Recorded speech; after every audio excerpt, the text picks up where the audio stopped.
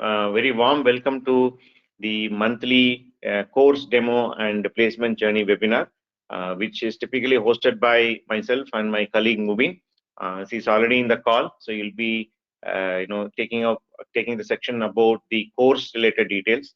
So typically, folks will have questions about how a course can be delivered online, especially a course like IoT, which has got dependency with hardware and so many other parameters, right? So you'll be taking that part. So this overall webinar is divided into three, sections. So first section I will take, where I'll talk about a brief about Emertxe, our organization, and some of the high-level updates about placements, how the job market is currently, and how we see so many companies are recruiting, and what are some of the reasons that companies are recruiting our students. So we'll get a brief about that. And once I done that, I will hand it over to Mubin, and Mubin will run through the course part of it. How you are going to learn online, but how do we deal with the hardware dependency, and then how do we get support, how do we get demo, who are my mentors, how do we get materials, right? A lot of questions around the around the course related. He will handle that. Then after that, I'll again take over the part 3, and then we'll talk about the placement process. In the initial, we'll talk about the high-level overview about the placements, but we'll come back in the third section, and we'll get into the details. We'll get into how the placement process works, and how basically you can apply and things like that. We'll touch upon that briefly. Okay, so that's going to be the three phased one. As we are taking up this presentation or this webinar, I'm sure there are a lot of questions in your mind already. There are a few questions have come up. So feel free to type in the whenever you type, you may not be able to see each other's messages, but all the messages reaches me.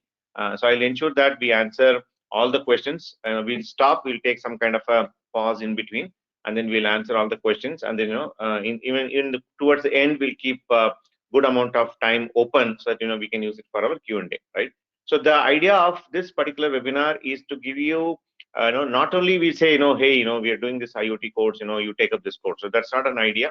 The idea is to give you an overall holistic perspective about what is happening in the industry, how the job trends are, so that even you might have seen our webinar announcement. We say, right, what we want all of you to do is to take the right decision when it comes to your career, because majority of the times your decisions are based upon not so correct information, correct facts, right? So you might take some decision on the flow, right? That should not be the reason, because you guys are in the early 20s. You need to be working for next 35, 40 years, right? So whatever decision that you take, you need to be doing that for the next 30, 40 years. So make the right decision for your career, and then you can proceed forward, right? So that's the overall goal of this webinar. I'm already seeing questions coming in. Please keep it coming. Okay.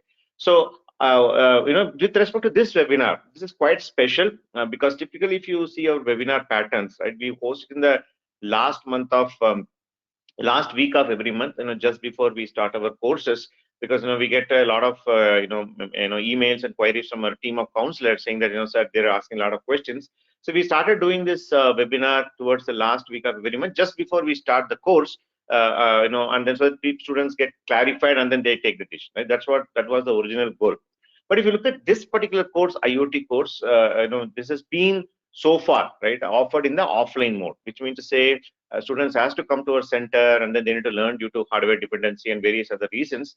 And there have been some technical challenges as well, right? And our team of mentors constantly work on to improve and resolve those challenges. So that way, we are launching this particular IoT course online. Right? This is the first time we are launching this IoT course online, right? Of course, we'll also talk about the offline aspects also, but today's focus mainly will keep it in the online, right? How the IoT course is going to get delivered online. So that's where we see that we are posting it in the mid of the month, right? In case if you wanted to get or be part of our regular webinar series, watch out for our social media, and then watch out for our website and other reasons, other properties where we keep publishing our webinar related details, right? So that's a brief. That way it's really a special webinar for all of us also in team Emertxe, because we are making this particular course go online.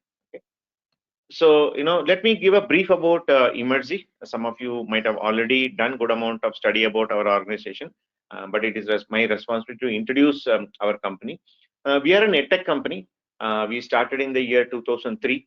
and we started off what we call it as a finishing school. Finishing school has become an edtech company, right? If you look at a finishing school, what we primarily do, you can see the right side of the slide, what problems we are solving. We are majorly solving two problems. So one problem is where we work on the employability side of it. As you know, in India, there are a few lakhs of graduates pass out every year.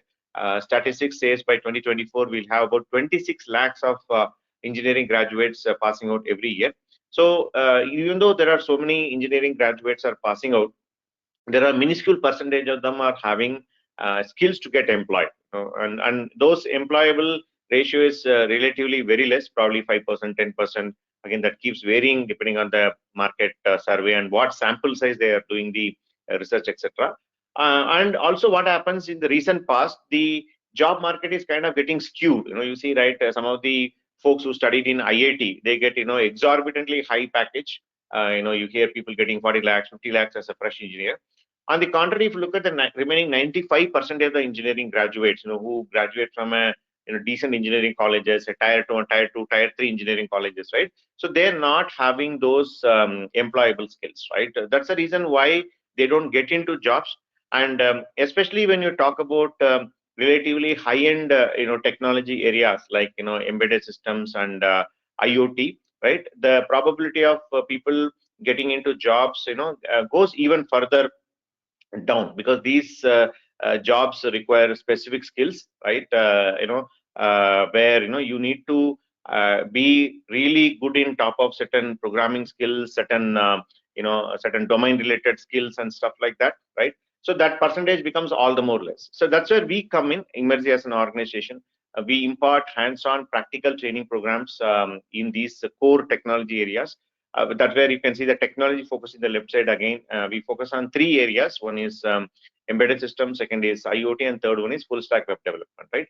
So we, basically skill these engineers and make them employable, right? Since they are skilled, it becomes very conducive for hiring organizations, be it a startup, be it a mid-sized company, and be it a larger MNC to come and hire our students, right?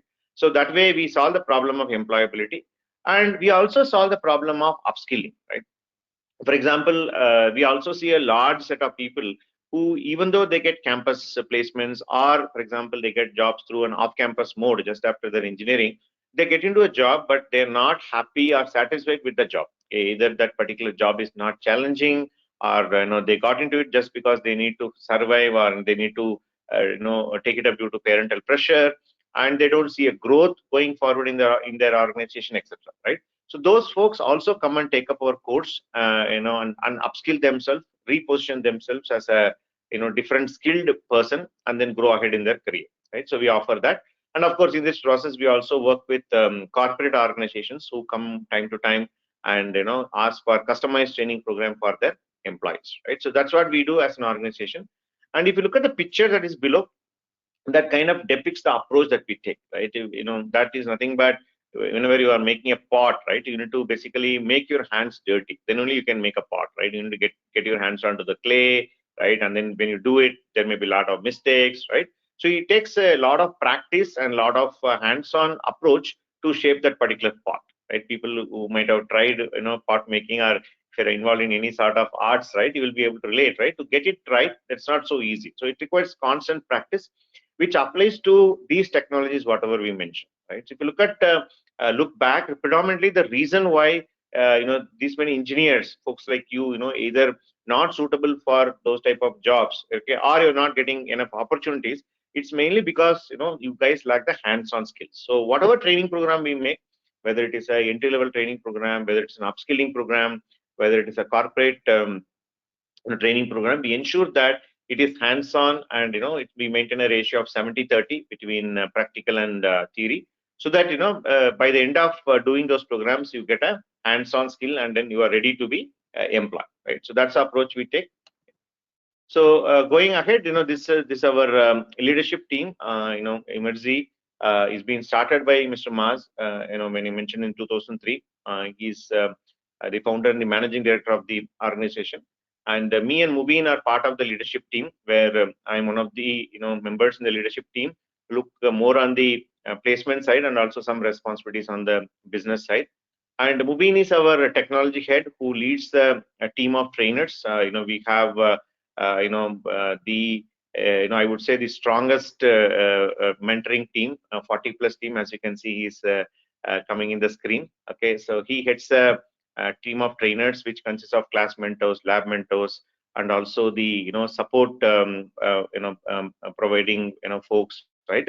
Sorry guys, there is a up and down in terms of power. You can see, right, I am going and coming back. There's a due to rain, there is a power outage, so it shifts between the power and the generator. So request me to, but I ensure my audio and internet connectivity is intact, right? So don't bother about that. Okay.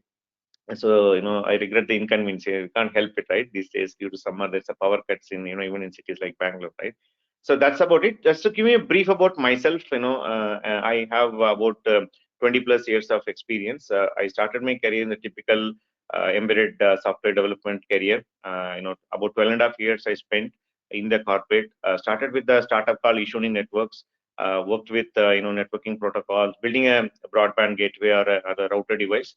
I was there for about 2 years. Then I went to Hewlett Packard, HP, where I spent about 7.5 years working on the printer firmware targeted for the inkjet products, mainly on the connectivity and networking side, working on the device drivers, middleware, application side. And that's when me and Mubin were colleagues. We were working in a different team, but in the same department, you can say.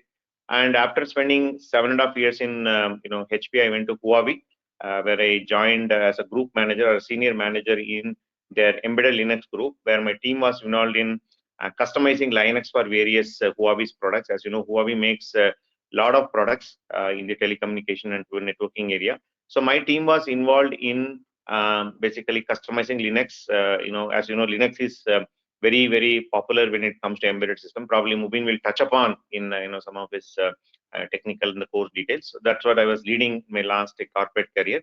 So then I always had interest to come back from the corporate and do what I like, and also in the field of education is something which is close to my heart. I come from a family of teachers and educationalists, so that way it came naturally to me. So blending that education with technology is what EdTech is all about. So I joined Emertxe as a full time in 2014, even though I've been associated with Emertxe for a long time, from 2004, 5, 6 timeline, right? And then I joined, initially was handling the technical responsibility, so later moved on in the placement side and also some on the business side. So that's my brief. So I would request Mubin to introduce himself. Mubin. Ajay. Yeah. So good evening, everyone, and welcome to this session about the course Introduction to IoT. So I'll briefly introduce myself. I'm Mubin Jukaku. I work as a technology head at Emertxe, and I'm having around 18 years of work experience. I graduated as a computer science graduate from AITM in Karnataka, and after that, I joined Emertxe as an employee. And from there, I started my career wherein I was able to work on different projects in different technology areas, including Bluetooth, EDA tools, and device drivers, and so on. So I worked there for almost 1.5 years. I was I was fortunate to be one of the first employees at Emertxe. And after that, I moved out and I worked in a company called as Novel, wherein I got opportunity to work on open source applications. That's where I found my passion that, okay, contributing to open source and working in a diverse set of members in different countries and how they work, right? It's different from how the corporates actually runs. So from there, I started my career in the open source world, and I was fortunate to work on projects including like Linux application developing groupware software. And I worked there for a brief period. After that, I moved on to HP, and I worked in a team which was responsible for developing HP output management software, primarily which focused on distributed printing and file management, etc. And in HP, I was fortunate. I got an opportunity to work in Linux device drivers team for the printer division, wherein I was responsible for leading a team of members who developed print, scan, fax device drivers. Again, it was a project which blended, wherein we had a team which is working on some proprietary stuff, plus we had a team which is responsible for contributing for the open source part of the project as well. So I worked there for almost 4 years, and from there, basically, I moved on and I joined back Emertxe as a member of the core team, wherein I got opportunity to work on like embedded application. So initially, Emertxe used to work on products, especially embedded hardware and software products. So we developed OEM hardware and software, wherein we designed the hardware as well as software for manufacturing companies and agri automation projects. So then I got a chance. So then our company transitioned from a product company into a training organization, wherein we found that we have scope in the area of training for fresh engineers as well as professionals who are interested to learn technologies related to embedded application development. So it's been more than 11 years. I'm part of Emertxe, and I am responsible for running the technology portfolio at Emertxe, wherein we have a good uh, group of mentors who deliver trainings in the area of embedded systems and IoT. So as Jaykumar briefed, for today's session, we'll be focusing on the IoT course, wherein we'll discuss about what are the contents of the course, and I'll also share a demo of some of the topics or some of the part of the topics which is delivered and how effective it is in the online space. So over to you, Jay. You can continue. Thanks, Mubin. Thanks for introduction. So let me move on. Next slides.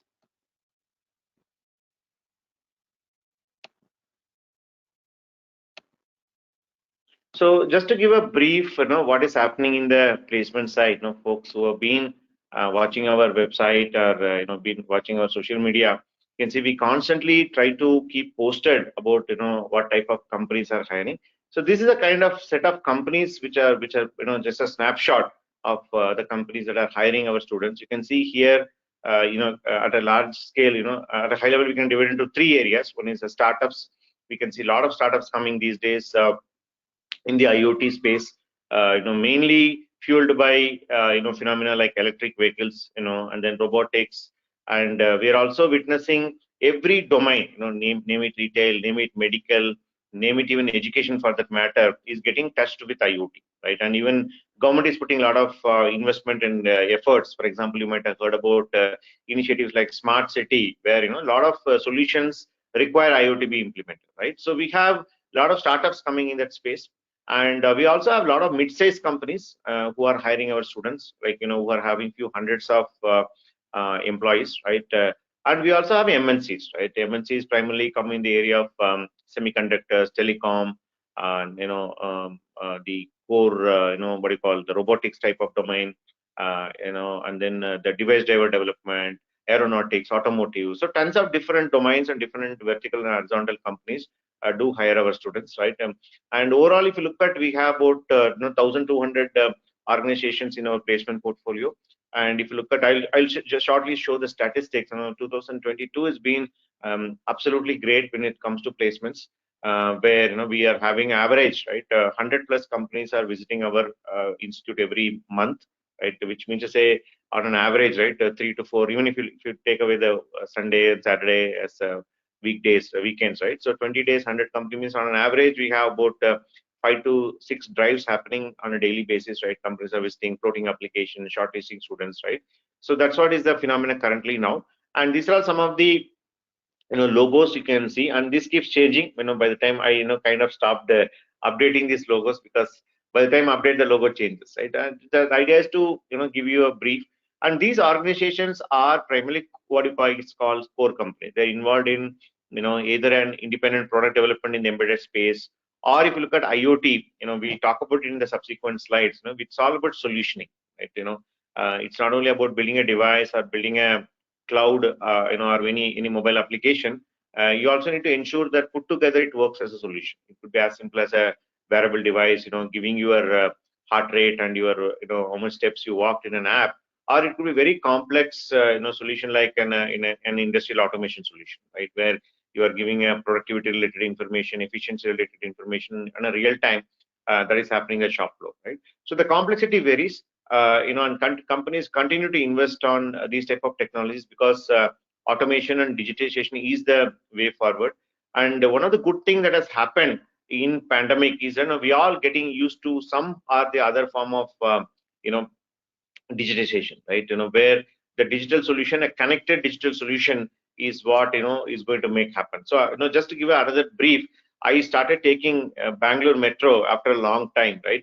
Before pandemic and after pandemic, right? You can see there's a lot of change. When you're just entering the station, right? There's a thermal scanner where you keep your hand, it automatically scans and it gives you a green or red signal. Point number one.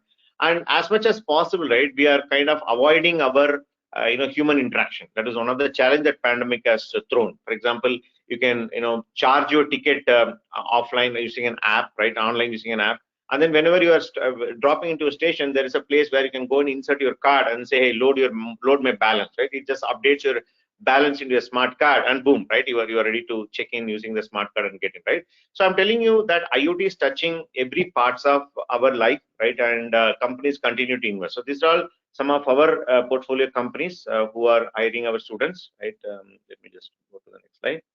Okay, you can see there almost all the logos that you can think of, right?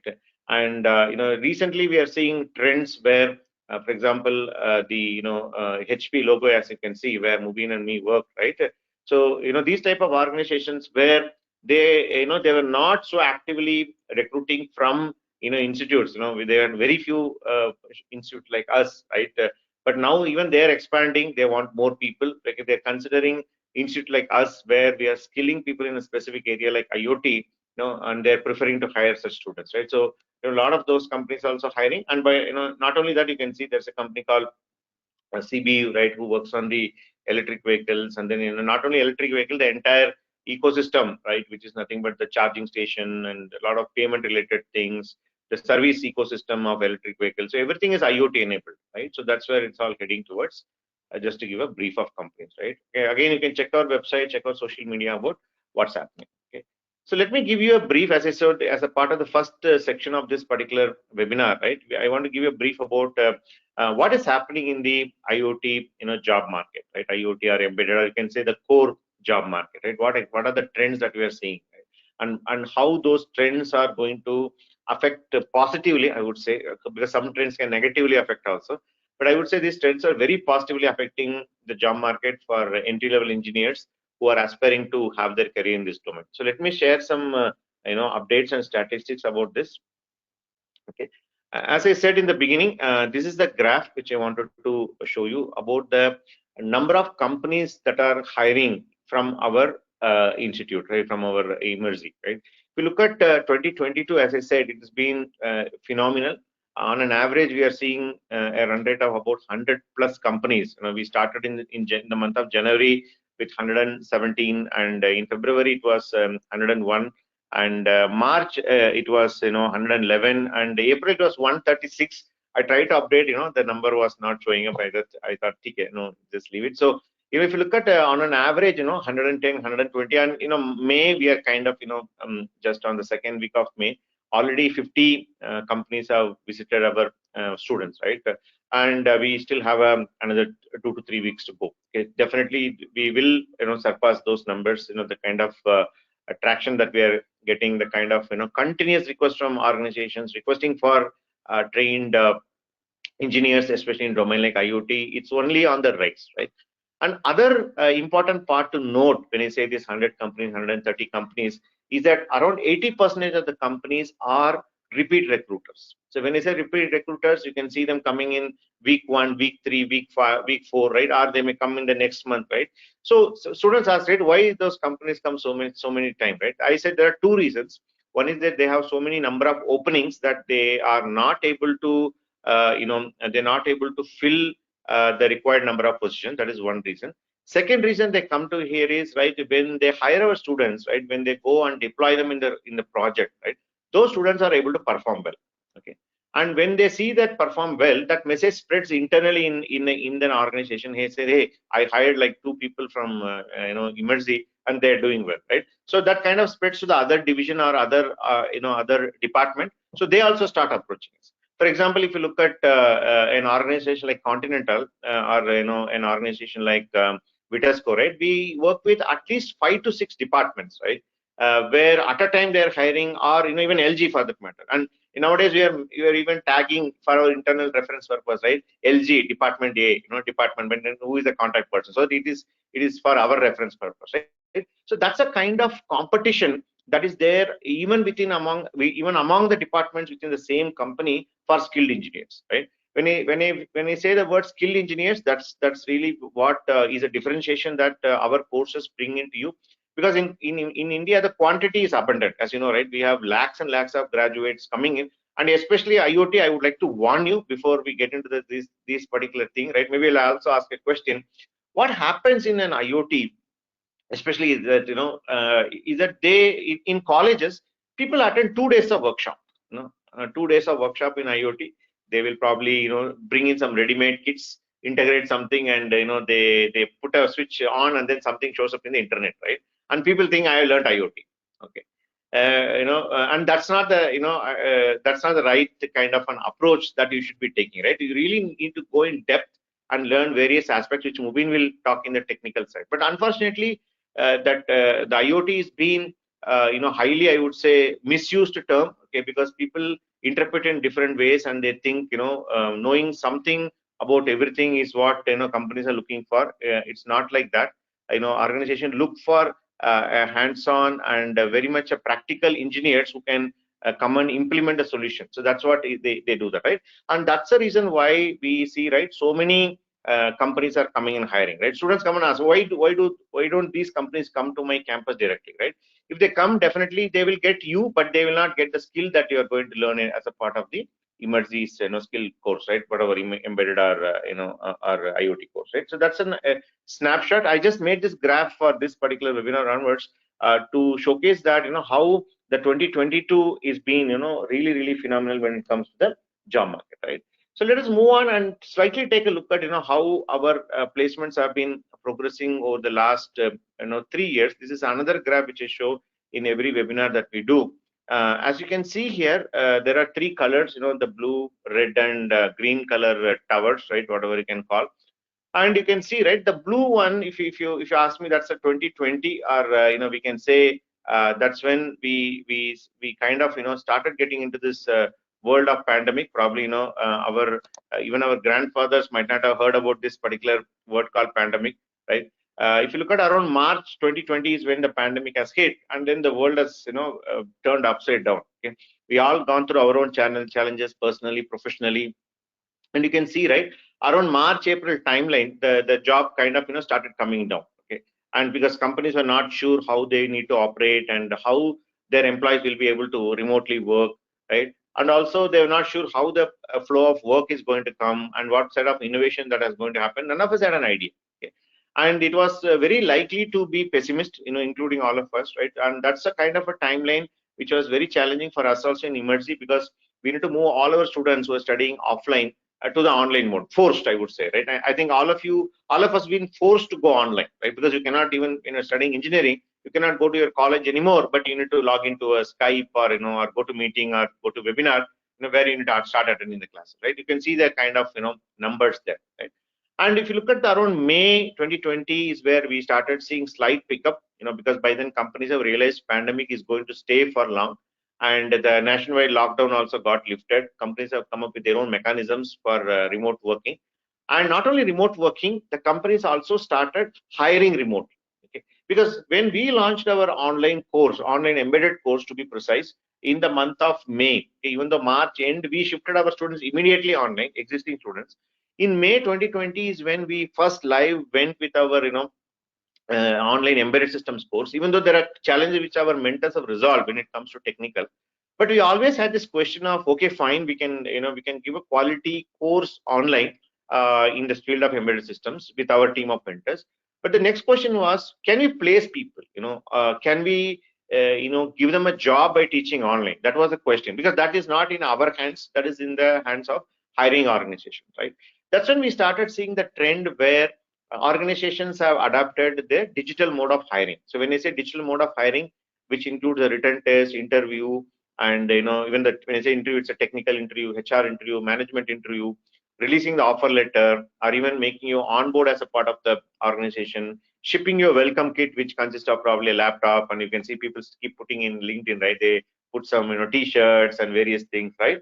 And then they started working from the place where they are, like, that's why I asked you a question, which part of the city or country you're from, right? You said various places, and that has started becoming normal in I would say May, June of 2020, right? And that's when we started seeing some improvement in the placements, and we closed our 2020, around 15 to 20 or 25 companies per month. That was a scenario, right? And some of the students who got placed around May 2020, they're still working from home. They're not seeing their managers. They're not seeing their colleagues physically, right? I think it started happening these days, and also, we are becoming more comfortable in terms of, socializing and going and, meeting people. I'm seeing, even I was kind of in the first half of the day, I was out, attending few personal family functions, right? It was sounding quite strange. And as I was traveling by, I also saw a lot of companies are doing team lunches, they're taking team photographs and all, which was not happening for the past 2 years, right? So it started happening, but still, companies prefer to be on the digital mode of hiring, which means to say today 95% of the companies, so let me repeat, 95% of the companies are even more are hiring online, which means to say, even if you take an online course or an offline course, it's not going to matter. Okay, it's all about how well you learn, how your skill set are going to be. Okay? Even our offline students who are coming to our center and learning, they're pretty much attending the written tests and interviews online only. Okay? Very few companies, that too probably for the final rounds of interview, maybe they just want to meet the person face to face, they're calling them, to the office. So that's not going to affect anyway just because you're learning online. Okay, so that's one clear message for all of you, right? Then subsequently, if you look at 2021, right, the red color towers where we started the numbers going slightly up. If you look at the April, or April, May, where we are, currently, the numbers are started doubling or some cases tripling, in the month of, April, May, and that started looking much better in the second half. You can see, we started hitting numbers which are, related to somewhere around 45, 50. In a way, October 2021 was phenomenal for us, where we had 51 companies participating, 51 placement drives happening, right? Okay, that was very important milestone for us in Emertxe. Okay, so but I would say compared to all these things, right, the 2022 has been, I would say, a dream run. Okay, you can see the tall green towers there. Those are nothing but, you can see numbers like 71, or number like 55, 74, 82. These are nothing but the actual number of placement drives that have happened. If you look at the previous slide which is shown, the previous slide which shows about the company visit, right, or on an average about 100 plus organizations are visiting. But what's happening in reality is that, even though 100 plus are coming, we are not able to schedule. If you look at it mathematically speaking, 130 companies are there, and we have 21, 22 working days, right? We are not able to schedule. So we are able to schedule only 85 drives, 75 drives. So naturally, what we end up doing, we end up moving those organizations for the schedule to the next month. Okay, so isn't it a good problem, right? More demand is there for the engineering students, where even if as far as the students are concerned, right? For example, they end up how many interviews can we schedule for the student? Maximum we can put 2 interviews, right? Imagine we need to schedule 5 interviews. That's not practically feasible, even for you to mentally prepare, right? Morning to evening, if we keep attending interview, that's not going to happen. So very particular about the outcome. So we need to gradually schedule the interviews. So that's when you can see, right, we have more demand in terms of companies, like say 136 companies have come in the month of April, and we are scheduled, I would say, around 80 odd companies, right, which means naturally the 50 odd will move to the month of May. Okay, that's the way you look at it. So in summary, I would say the demand is ever high. Okay, it's been almost like in my 9th year in Emertxe. I've been involved in placement activity for a long time. I personally have not seen this type of job market, job opportunities after joining Emertxe. And even if I look back in my 20 years of career, right, I have not seen so much of surge in terms of demand for the entry-level engineers, right? But again, the point is skilled entry-level engineers. They're not bothered about quantity, because quantity they can get anyways, right? It's all about skilling yourself in the right manner, right? So this is the high-level trend that you need to keep in mind when it comes to the job market. So jobs are abundant in nature, right? So I'll also quickly run through some of the success stories. Let me unshare my screen for a minute and open up some stuff for you guys. So what is this resulting in, right? It is resulting in jobs for our students. Again, some of you might have seen our social media and website. You might have seen some information. But let me just show you a snapshot of what our students are achieving. Give me a minute.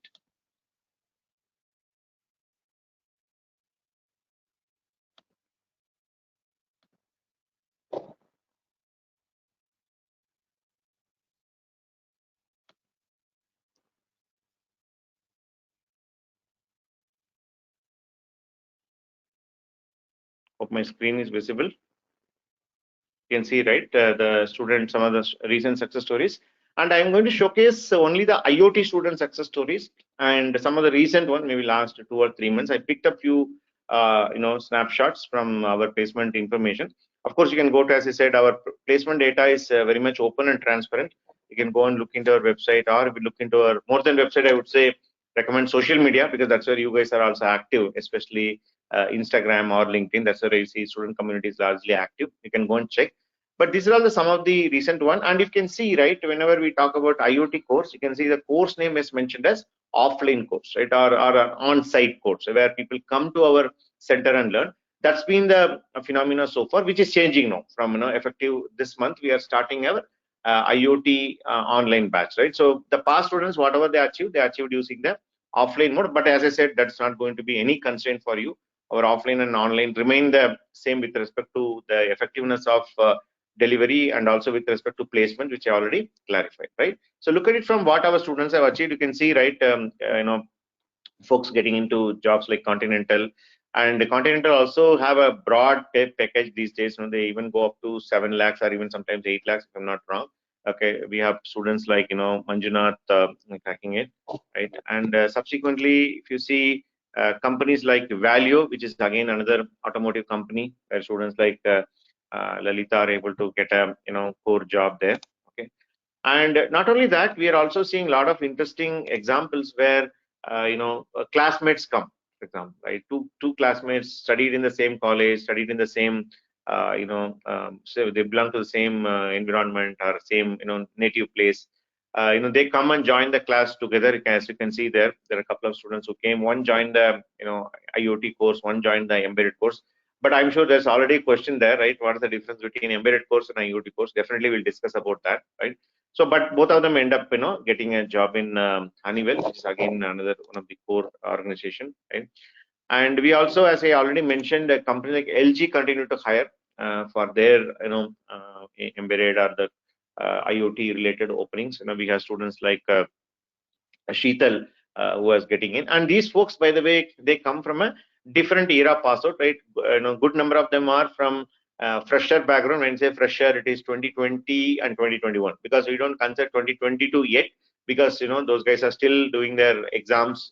Exams are going on. So according to us, as of now, the fresher definition is 2020 and 2021. Okay, we have students from that background. And we also have good bunch of students who are from 2019 and above. Okay, when you say 19, 18, 17, 16, right? So we have good number of them. Whatever I'm representing is a collection of both of them. I tried to divide, but there was some challenge which I couldn't do it. But it's a collection of that. So again, the point similar to what I mentioned, a couple of information. Right? One is like, it doesn't matter whether you are learning online or offline. The second thing also doesn't matter is whether which era pass out you're from. Okay? You can be for example 2020 or 21, or you can be from an 18 or 17, right? Or you are working professional, you started working from the year of 2015 and you're still working, but you want to take this course and upskill yourself, right? So it doesn't matter, right? All companies are carrying is basically, do you have that particular skill set, and can you demonstrate that skill set when you are going to the interview or a written test. As long as you are able to do that, they are very well, welcome to give an opportunity. And if you're meeting their selection criteria, they are more than happy to hire you. Okay, that's another point. Your percentage or your year of pass out is not going to be a major factor. Okay? So that's another point. Moving on, and we have students like Shilpa, and this is another example which I am seeing in the recent past in terms of the electric vehicle phenomena. As you can see, every traditional automotive company in India, I'm not seeing a company like Maruti going on in that way yet, right? But if you look at organization like Mahindra, they already created their electric vehicle, entity, right? Mahindra becoming a Mahindra Electric, you can see, right? And similarly, you also see a lot of new age, electric vehicle companies, be it, Ola or Ether Energy, etc. So these type of companies also hire our students.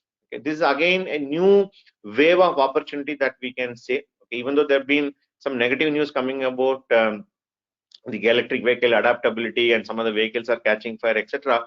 But still, India is the destination when it comes to electric vehicle, even especially talking about two-wheelers, right? So, and if you look at Indian companies traditionally, be it Mahindra, be it company like Hero or TVS or Bajaj, they have been pioneers in making two-wheelers, right, suiting for these type of geographies, be it India, Sri Lanka, Indonesia, Thailand, right? If you look at pretty much Indian and Southeast Asian market, right, our two-wheelers have manufacturers have pioneered the art of manufacturing 100cc, 200cc bikes and stuff like that, and even other so-called the scooty and other variants of scooters, right? So that the same phenomenon is getting replicated in the electric vehicle segment also. So we are seeing a lot of momentum in the electric vehicle segment where Mahindra Electric has become one of our regular recruiters. Recently we have a student who are getting a job there. Okay, and we also have, of course, our well-known Robert Bosch, right, who has again been our regular recruiter, recruiting our students, right. And then you can see there other company, for example, niche company like Libre Wireless, right, or even organizations like NXP Semiconductors, right, who are all becoming our regular recruiters, right. Not only that, you can also see organizations like Capgemini, who are offering the salary in the range of 3.5 lakhs, 4 lakhs type of entry level salary, are also hiring. They're hiring in good numbers. And also we can see, as we saw in the previous examples, right, some of them are getting into this kind of 6 lakhs, 7 lakhs type of salary level. Some of them are getting into 5 to 8 lakhs, I would say. And then we also have organizations which are 8 plus. HP, I think it starts at 8. Continental kind of touching 8, which I already mentioned. And we have even recently, I think as I speak, NXP, who are also there's a change in their hiring mechanism, what they've been hiring with us. I think recently they're hiring for positions where the salary is somewhere in the 12 to 13 LPA range. We have Microchip, which is hiring 10 lakhs per annum, and then of course we have Qualcomm, where people are getting as high as 27.5 or those type of numbers, right? So it's all happening, right? I don't want to bore you with too much of data, because if I start talking about data, this webinar, that's not the focus of this webinar. So all I'm trying, my objective of showing this is one, the job market, how it is shaping up. And second thing is, what is that resulting in Emertxe, where I show the graph, how it is mapping into the number of opportunities our students are getting. But the most important part is a student getting a job, right? Okay, I always tell, and this is our mantra across all the teams in Emertxe, be it technical, placement, our business team, admin team, right? We always say the student getting placed is a number one priority. So we all, as an Emertxe, we work towards that, and that's the result you are seeing here, right? As a part of whatever the collaboration between students and the opportunity that is in the market, and how Emertxe is able to bridge, right? This is the kind of thing. And even if you observe these students who are getting placed, right, they're not come from some great background, or they come from a so-called high-fi engineering colleges, etc. They all come from humble, simple background. Only thing they've done after joining the course, they given their efforts, they followed whatever mentors are told, building in terms of assignments and projects, following the mentor instructions, being regularly attending the sessions, and then attending especially the preparation session which our mentors time to time conduct. So they made themselves ready, right? And when they're ready and the opportunity comes in, right, that's when these placements happen, right? In summary, what I'm saying is, right, if all these students can happen, make it happen, very well, you can also make it happen. So I don't see any reason any of you who are in this particular call cannot get into these type of companies, right? And as I repeat, right, your online offline mode doesn't matter, your year of password doesn't matter, your percentage doesn't matter, even your branch doesn't matter. If you look at recently from last October November timeline, right, we even opened up this particular courses, both our embedded course and our IoT course, for all the branches. Again, that also raised a lot of eyebrows, okay, saying that how can you make a mechanical engineer take this course, right? How can you take a mechatronics engineer take this course? How can I make a civil engineer take this course, right? Okay, so we said, anyways, in 4 years of engineering, there's not great skill building happening, right? Anyways, we need to build from the scratch. So how does it matter if somebody is an electrical engineer or electronic engineer? Yes, of course, having a circuit branch helps to some extent with our courses, but that's not something which other branch students cannot learn, right? And we are seeing success stories where mechanical engineers are getting placed. Especially a couple of mechanical engineers joined about a few months back, and every monthly meeting they used to pester me saying that mechanical engineer will they get, right? So a few weeks back or 1 week back, some of them getting placed, right? Okay, so we are seeing all those success stories are happening across the branches, across the year of password, across the CGPA percentage, online, offline, nothing matters. Only thing that matters is the skill building part. Okay, so that's a message from us, from Team Emertxe, and these are some of the success stories which I walked through. Let me go back and quickly run through a few more slides and then hand it over to Mubin. Give me a minute. Let me go to the screen. We'll resume our presentation.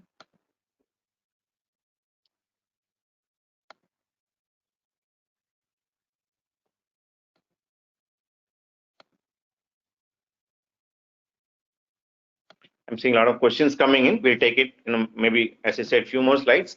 I'll take some questions, then we'll hand it over to Mubin for the course side of the slides presentation. Move on. These are what our students are achieving. Then the question comes is, right, how do I make myself as a industry ready IoT engineer, right? We'll talk about the skilling part, right? Because why we share the placement, at least the updates in the beginning of every webinar, because that will be something on all your minds, right? Are there enough companies coming? Are there enough jobs in the market? Do you see that students coming from my college, type of college, are getting into these type of opportunities? Or sometimes we even get questions, right? Whatever we publish in our website, is it really true, or these people just put some photographs and publish, right? We do get some comments like that, right? Those are all very much real data, and it's all about how our students are achieving, right? Okay. In fact, I would say some of our students are shy; they don't share their photographs, so we don't publish them. We said, okay, if you're not willing to showcase your success story, right? It's fine, right? So that's a thing. But every data that is shown is what our students are achieving. Okay. So let us say, for example, I want to share the 5 points according to us from Team Emertxe side, that you, as I said, even if you see in the beginning, I said, just because you're attending the webinar doesn't mean that we are telling, hey, join this course, right? We said, let us look at the broader perspective and then see, how you can build a skill, right? That's what it is. So let me share you high level 5 things, as an engineer, that you should do to build a career in this industry, right? Are some of the factors that you need to consider, right? Okay. First and foremost thing when it comes to IoT is that you should get a complete end-to-end perspective. Okay. Unlike other technologies that you learn, right? So for example, you learn certain area, like for example, mobile application development, right? Or when you like data science, or even when you learn embedded system, which is our another course, right? Compared to all the courses and other skill set, one of the key important element that differentiates IoT from any other skill set, right, building, is that you need to build a IoT architecture or end-to-end point of view. Because when I say IoT, it's about Internet of Things, right? Internet of Things in the sense you can connect anything to anything. For example, I have my water bottle here, right? I can put a sensor here, and then I can connect a mobile app, right? And then it will report end of the day how many liters of water I drank, right? For example, I can fit a sensor into my fan, right? It will give an alert saying that whether a part in the particular a coil is going to go bad, right? It can report, right? So you can think of anything, and there is no limit to or a permutation and combination in which you can imagine, right?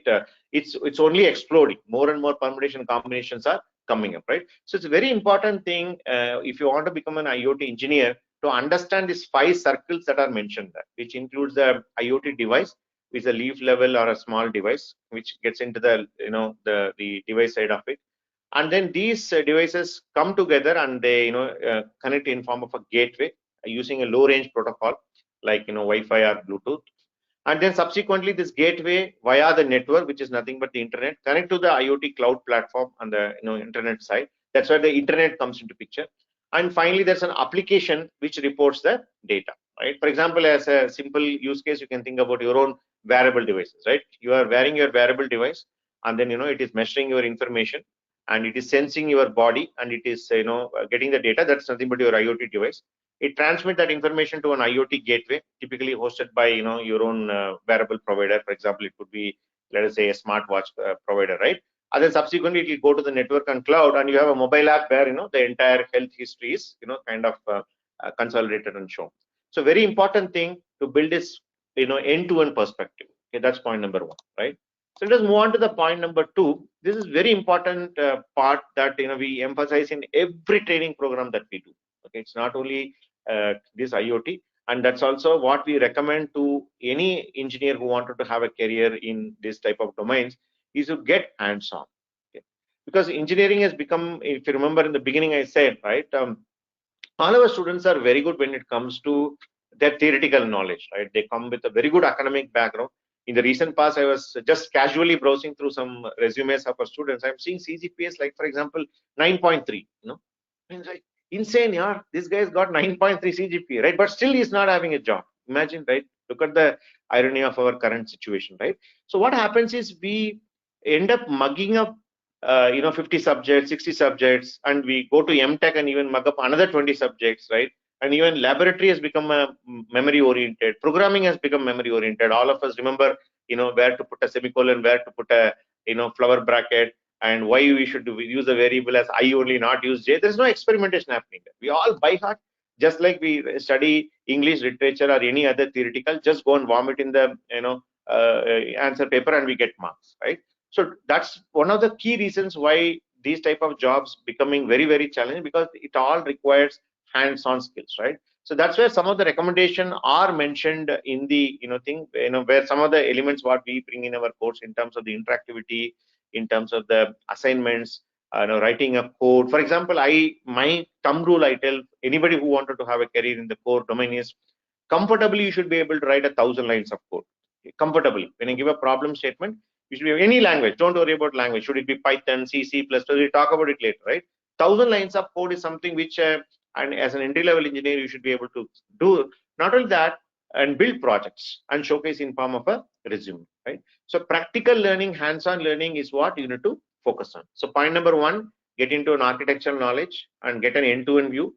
Point number 2, get hands-on. No matter how much of a theory you study, go and download white paper, go and download many other things. It's not going to substitute the practical learning, right? That's one thing, right?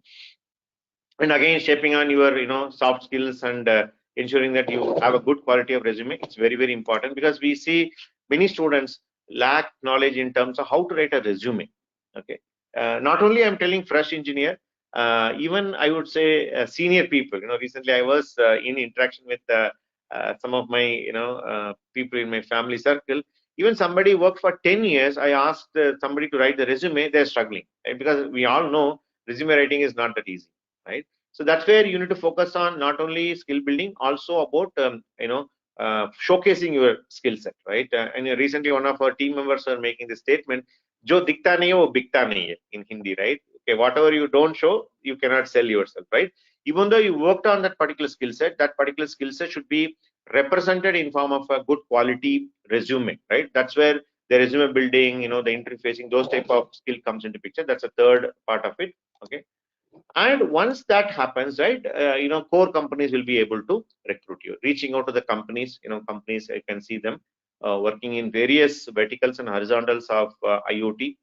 As I said, IoT pretty much touches every domain you can think of, right? Be it home automation, industrial automation, medical, education, power management. In fact, we run masterclass webinars every first Saturday of every month. Last Saturday we had a webinar about a mechanism where how drones are getting used to manage solar panels, right? You can see, right, a domain like solar energy management, we are using drones. So that's again a combination of these technologies coming together, right? So it's touching everything that you can think of, and it's going to only become more, right? Okay, because gone are the days where we see a device or any item as an individual independent item. It's all becoming a connected board. Okay?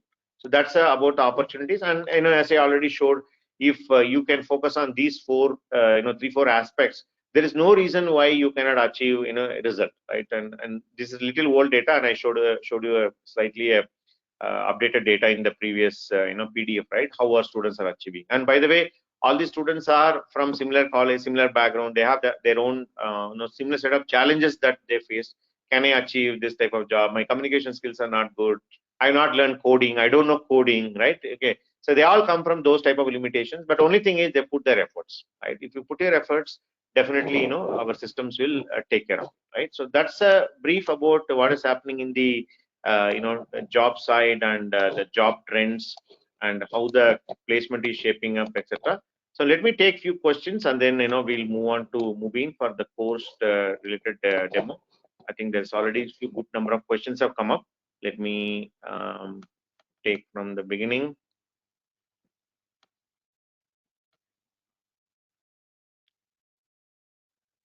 Okay, there's a question from Rishikesh. So he's asking, is there any mode for classes other than a daily mode and Saturday? No, Rishikesh.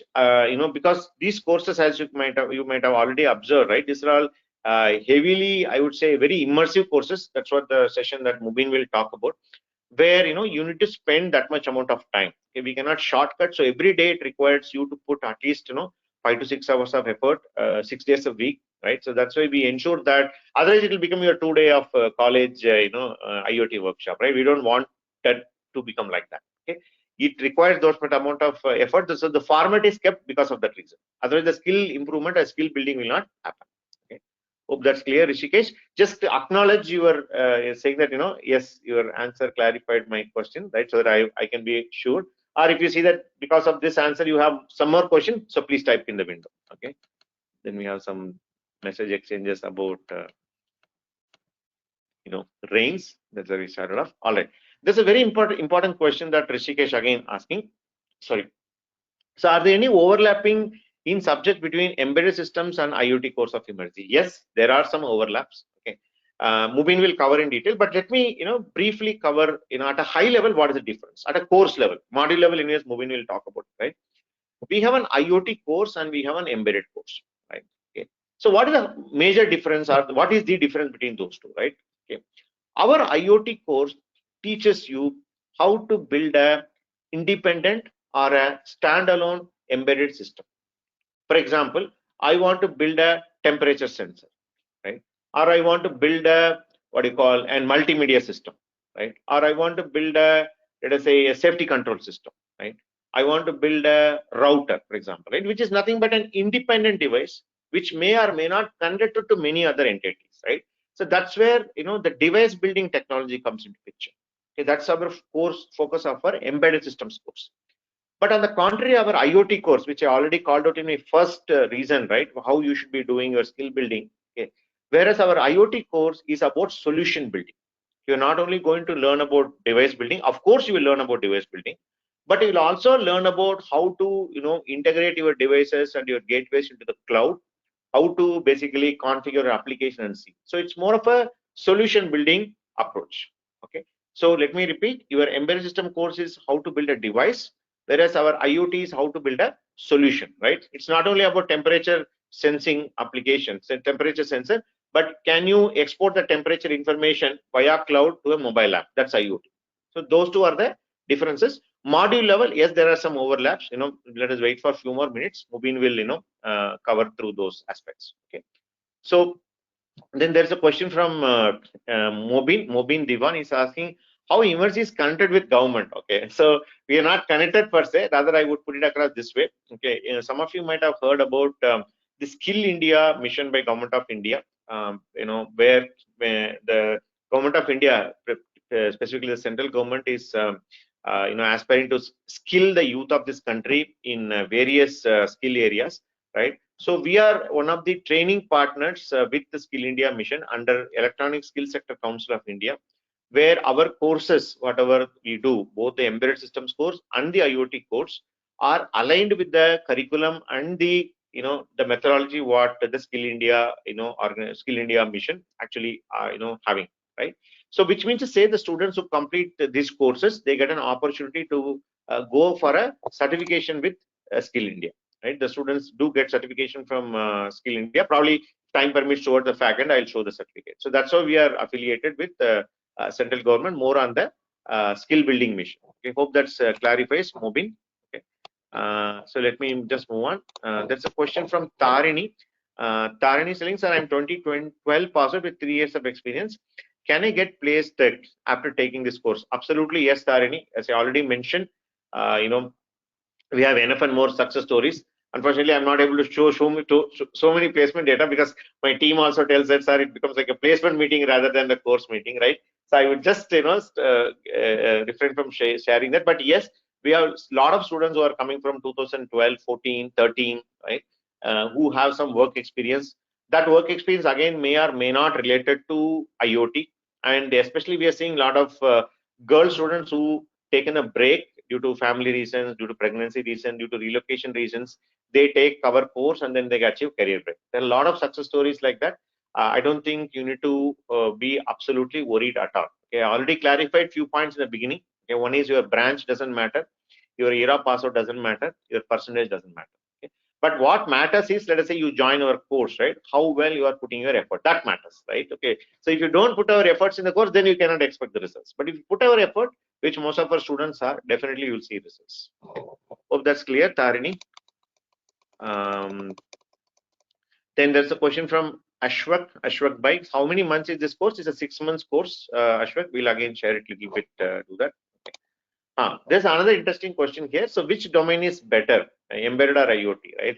Again, this is a very this thing, right? So if you look at the companies that are today, we are focusing, right? These companies are predominantly product development companies who remained as independent development companies, product development companies. For example,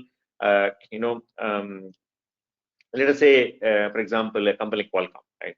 They've traditionally been a semiconductor company, manufacturing chipset, manufacturing reference board and all, which are predominantly used to build an independent device, right? They're all transitioning towards IoT, right?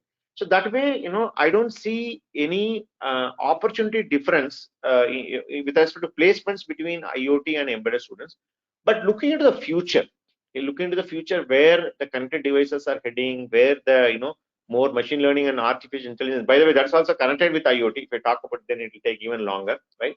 Coming to those aspects, right? I would say having the skill set of an IoT would definitely, you will be in a much better position. I'm not underrating our embedded systems course, by the way, right? I'm telling you, having an embedded IoT skill set will help you better, I would say, in terms of skill sets, because we are going to learn something more than what our embedded systems course students are learning.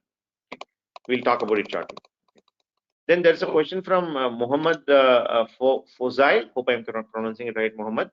Muhammad, sorry. Muhammad is saying, can anyone with professional background who is currently working and interested in to enroll this course, do you provide any special timing for them? If yes, does this reflect your fee structure, right? So this course, again, we'll talk about it shortly. We are offering, when we talk about online, right? Online course, we are offering in the evening time. Evening, when I say 7 p.m. to 9 p.m. will be your classes. We also saw even the student community is more inclined towards taking that particular time. So that way, Muhammad, you can manage your work in this course very well. Okay, not at all a problem. You can very well enroll into this course. Not only enroll into this course, you can also get a career transition of this course, right? We are seeing a lot of students who taken this course from a different professional background. I don't know which background you are coming from. For example, we have students coming from, what you call traditional SCADA, PLC programming background. We have people who have come from, let us say, some kind of a, working in the electrical industry, but more on the manufacturing side, some kind of a shop floor supervisory type of thing. We have students who have come from academic background, who have been a professors and lecturers for few number of years, right? So all those people taking this evening course, they are able to skill themselves, reposition themselves, and then get into a job through us. Okay? And there are certain implications with respect to working professional. For example, notice period, okay, which we help. We work with our companies, work with our students, and ensure that you are able to properly get relieved from the organization and then join the opportunity which will get through us. Right? There's absolutely no problem. You can very well manage your work, very well manage your course, but yes, it will be challenging. Right? What I found working professional is that they have their 8 hours of work, right? Then they do this course. Not only this course, after that you need to work also on our assignment project. It will be challenging, but as long as you're able to give that time for yourself, which applies to every student, even we tell to the fresher that you need to spend time. As long as you're able to spend time, yes, definitely it's possible. And I don't think that reflects in a fee structure. We don't have any separate fee structure for you know evening batch, morning batch. There's no difference. Our fee structure pretty much remain the same. Our team of just a minute.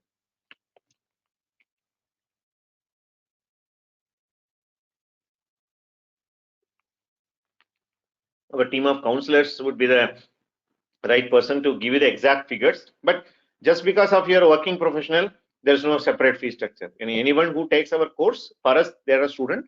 Our fee structure remains the same. Okay, so you can feed it related details, Muhammad. I would suggest you talk to our counselor, team of counselor. I'll share the common number and email ID. We have a big team of counselors. One of them will get in touch with you and then share further details. Hope that clarifies, Muhammad. Then Rishikesh is again asking, how is hardware part taught online course? Yes, I'm sure this is one question that comes out in every webinar we do, even the embedded systems webinar also, right? Because when you talk about the IoT device programming, IoT gateway programming, we eventually end up programming a hardware, right? Boards basically. Boards could be ranging from, for example, for our offline students, we teach Arduino and Raspberry Pi, two hardware. For example, IoT device module we teach in Arduino, and IoT gateway module we teach using Raspberry Pi. Right? That's what they do when they come to our center and learn what you call the offline course or a physical course. Right? How does that work when they come online? Right? How that learning experience get replicated? Give us some time. Mubin will exactly address your query. Right? So the course will start by 17th of May. Yes, that's a plan. Okay, we are scheduled to start as per that. So let me go down. I see a lot of questions. Let me at least say a few more questions. Practical again, similar question from Lipun Das. How do we do a practical session? That's also another question. So please hold on, Lipun. Rishikesh, about hardware practical. Not only that, you will also talk about. Okay, I'm started doing practical, but I get a doubt. Okay, so how do I get my doubts clarified, or I'm stuck? Right, I tried to do some Arduino, but I'm stuck. How can I seek help? Right. So all these questions Mubin will answer. Just wait for a few more minutes. We'll hand over. Okay. Then we have Pranal Majumdar. Sir, hello, sir. I'm doing my master's in Germany. Is there any internship opportunity where Emertxe can help me? Pranal, Pranjal. Sorry to pronounce your name wrong. So Pranjal, we do run an internship program, a free internship program, both the embedded system and IoT.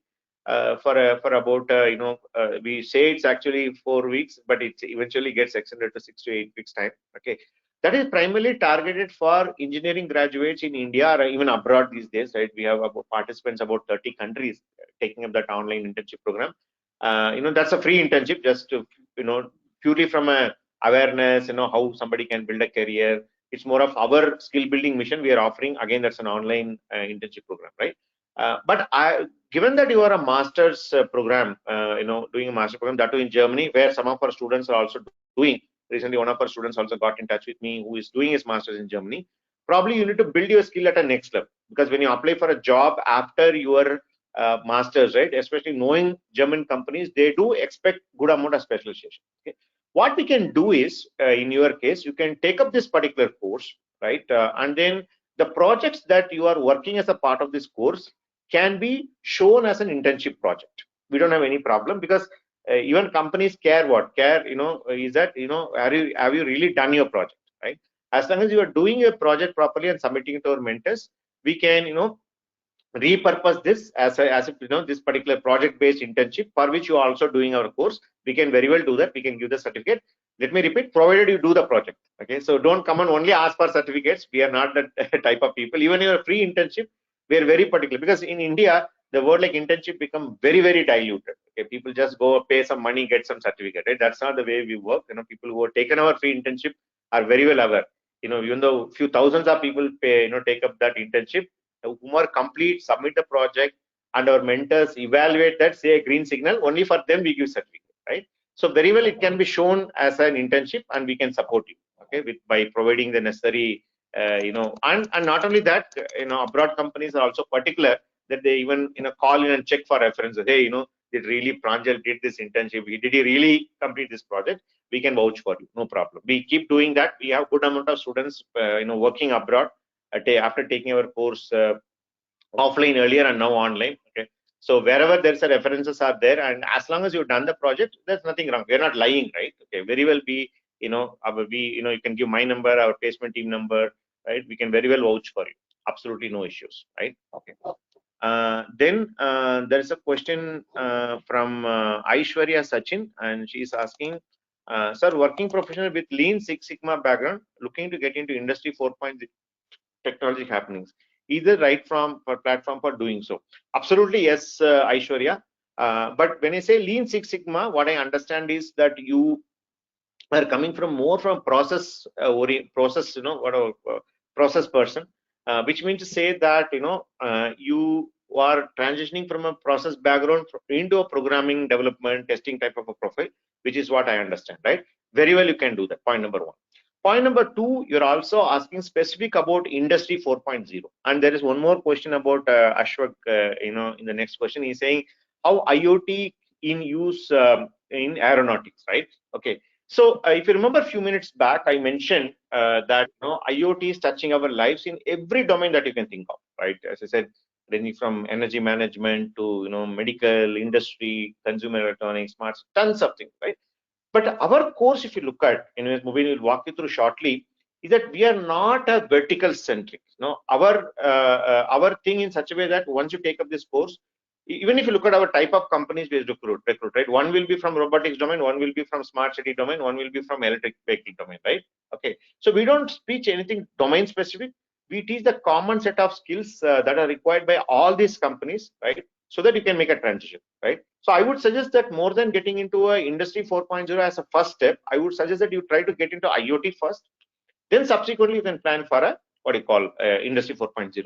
If it happens, even some of our recruiters also from IIoT or Industry 4.0, if it happens, that's lucky, right? They say, right, ek goli mein do nishan, right? In one bullet you hit two birds. Right? If it happens, that's great, because some students from the beginning they will be coming and telling me, sir, I want to get into robotics, right? Okay, I said fine, that we'll see later. Focus on the course. But some of them, yeah, they get into robotics company when the placement happens, right? If it happens, that's great. But I would say don't keep it as an expectation on you, because that will be too much to expect from yourself, right? Because when the placement companies are coming, they come in different order, right? They don't come in only particular order, right? So wherever there's an opportunity, you need to grab. So I always suggest students take one step at a time. From a process background, you first transition into the domain of IoT. Then after some years, you transition into specialization, like it could be aeronautics or it could be Industry 4.0. Okay. Hope that's clear, Aishwarya and Ashwat. Okay. Okay. So Rohit is telling which course is more job oriented by Emertxe, embedded or IoT. I think I already clarified. Both courses are job oriented. Both the courses get equal amount of placement opportunities. But skill wise, as I said already, looking into the future, having an IoT skills is better. Okay, because some of the modules which Mubin will shortly talk about will actually help you to launch your career better as you move forward, considering the way how the industry is moving. Okay, hope that's clear, Rohit Kumar. Then there's a question from Pallavi Dharmaji. She's asking, so any test conducted to join the IoT course, or directly we can join by registering the link? There are no tests as such. There is no entrance test concept in our institute. All are welcome to join, okay? Because we have a philosophy, very simple. People also ask, why don't you conduct entrance test?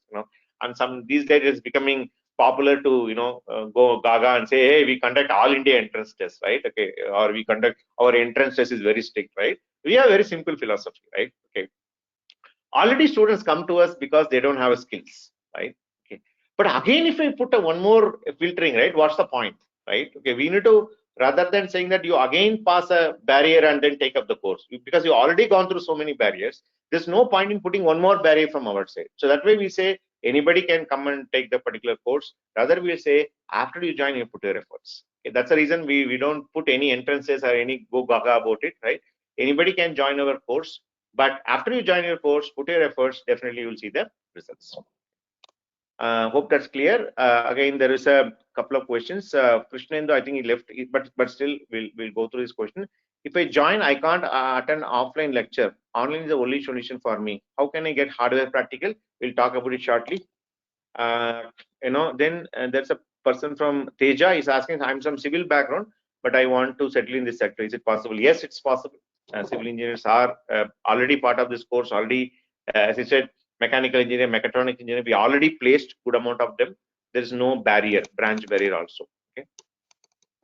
Again, Pranjal is telling how many hours of class is scheduled per day and what is the distribution between main class, labs, and doubt sessions. Hang on, Pranjal. Okay, Mubin will clear that shortly. Okay.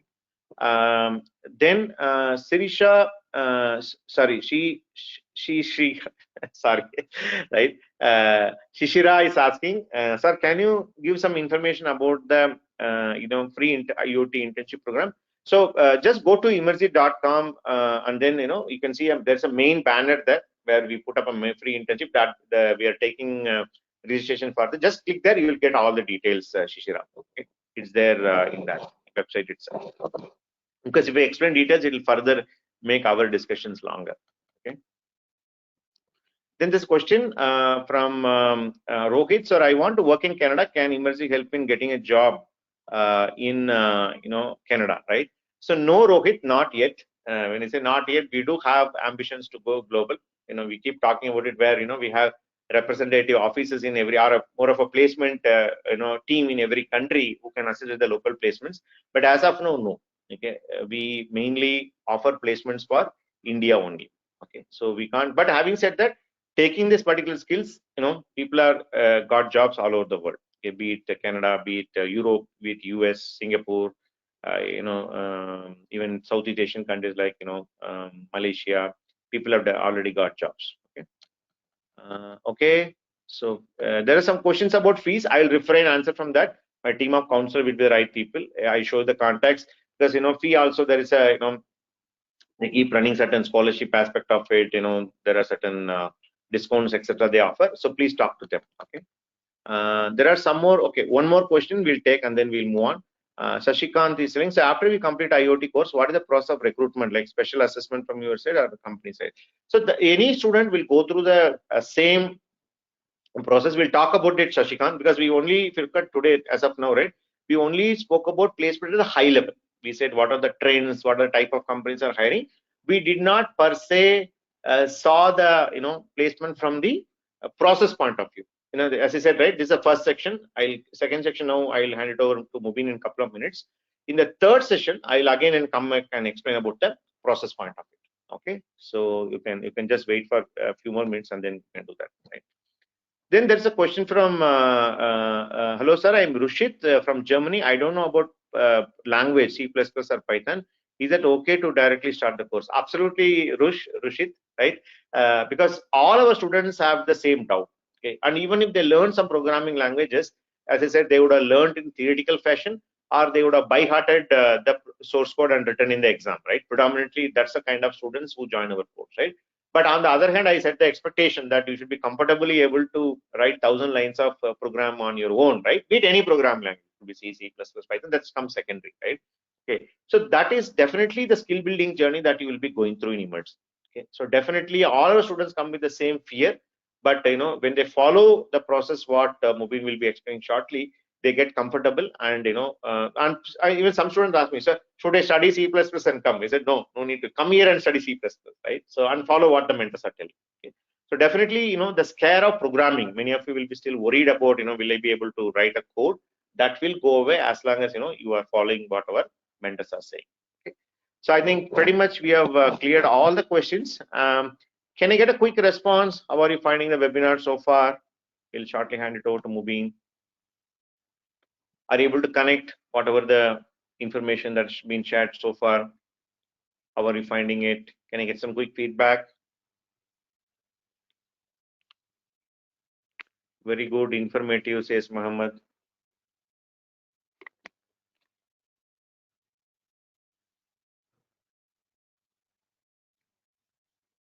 Can I get some more responses? Very informative, says Tarini.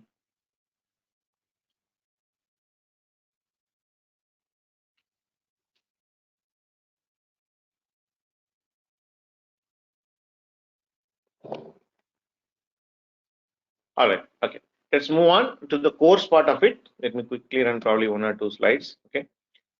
So what are we trying to do here, right? We spoke about the skill gap, right? We are trying to put in sincere effort where we take all of you guys with a skill gap, put through a hands-on training program, and make you, ready for the industry by making you do the hands-on part of it, right? So there are two options here. The course, as far as the course is concerned, one is like an offline course which we are already offering, and then the online course which we are introducing from today. As I said, this is the first time we are doing a online IoT course, right? So of course the offline is easy to understand, right? You can come to our center, sit and learn. But this online course is what we are talking about now. So where we would even say it's an online evening mode, where you can see that there's a virtual classroom and the intervention part of it, and then you can learn from anywhere. You can see that there are people from Germany here, right? And all of us are sitting in India, different cities, etc. And it is suitable for anyone, right? It is suitable for work, students, freshers, working professionals, or some of you who are trying to resume their career. They've taken a break. It is suitable for everyone, right? One more slide, then subsequently we'll move to the screen. So let us compare these offline and online courses, because some of you spoke about the duration and the timings, etc. Let me, even though it's not the scope of today's discussion, but just for comparison's sake, we'll go through how our offline course looks like, right? Okay. So the duration of offline course is 6 months basically, okay, and then there are 8 modules in it. We'll talk about those modules also. And how does that work? Basically, typically we expect students to be in our institute. Since it's an offline course, we expect them to be in our institute for half a day. When you say half a day, it's roughly about 4 to 5 hours of time, okay, where 2 to 2.5 hours are given for the class and 2 to 2.5 hours are time given for labs, right? That's a distribution. And even in the class itself, we will be going through certain hands-on exercises, and labs are purely hands-on, where you need to build on assignments and projects, right? So timing wise, classes we typically schedule at 9:30, 11:30 and 2 p.m. and then it will be augmented with the lab which we discussed. And timings wise, it is Monday to Saturday, 6 days a week. And for our online students, we don't provide any recorded videos. Okay. One more question actually we expected, which did not come in today's session, was there is a chance that some of you might not be able to attend a session online live. So because by the way, all our sessions online class are live, okay? But due to some reason they're not able to attend. Either it's a network issue, or there's a power issue, or you had some other commitment that has come in, which we don't recommend, by the way. Okay, we expect all of you to attend the sessions without fail. In worst case, if you're not able to attend, or you want to revise, let us say yesterday something was covered, you want to attend, right? Every session will be recorded and given to you. We will show shortly, right? Where you can, there'll be a system will be given to you where you can go play every recording happen in the previous day. But suppose today is the class, right? Tomorrow and worst case day after tomorrow, the session will be uploaded into your LMS, learning management system. But for our offline students, we don't give. Okay. But as I already said, offline students will work on Arduino and Raspberry Pi based hardware. Arduino is for the IoT device module, and Raspberry Pi for the the IoT gateway module, and they get 2 years of unlimited placement support. We'll talk about it shortly. Okay, what do you mean 2 years of unlimited placements, etc. in the placement section side. But on the contrary, when you compare to that, when you talk about the online course, the course duration remains same, the modules remain the same. But how does this particular online course is going to deliver? You can see that there's a slight difference in the delivery model. Okay. Every day there'll be 2 hours of class in the same time, similar time what you logged in today, 7 p.m. to 9 p.m. There'll be a class, and that class also will be a live class. It will be an interactive class where you will also be asked to do certain hands-on coding, etc., which will demonstrate shortly. And that's one point of it, right? So you will have 6 days a week, 7 p.m. to 9 p.m. right? And every day 6 p.m. to 7 p.m. right, basically before the class starts, right, you'll have a lab session where the lab mentor will be coming and explaining you certain lab assignments and projects which you need to work on. Okay, and once you are understanding that, but when you start working on the assignments and projects, right, you will have doubts or you get stuck. That's where we have a doubt clearing mechanism where you'll have WhatsApp and various modes in which you can get your doubts clarified. Okay, again, that is open from 9 a.m. to 6 p.m. The chat and the support times are open. And timing wise, as I already said, 7 p.m. to 9 p.m. That's the only timing available, Rishikesh, as of now. Okay, because it's an evening class. So it also conducive for working people, are also conducive for our students who are studying engineering, because our course is taken by even final year students, right? So it's conducive, and 6 days a week, and you will get recorded videos. And with respect to hardware, there's a difference between online and offline course, where instead of the real board here, you'll be using a simulator. Okay. And the simulator will give you the same learning experience what you will be learning from a real hardware. There's no difference in it. You'll show a live demo shortly. Placement device, as I already told, there's no difference. Okay, so this is a difference between the online course and offline course in terms of the duration. The timing duration remains the same. The daily roster is slightly different, and also there's a difference in terms of recorded videos and the hardware part. Okay, so I think with that, anyways, some more things will come. Better, I think better we go through the demo and then we'll come back. Mubin, shall I make you as a presenter? Yeah. 1 minute. Let me make Mubin as a presenter. Mubin will walk you through the demo, and then we'll come back and then.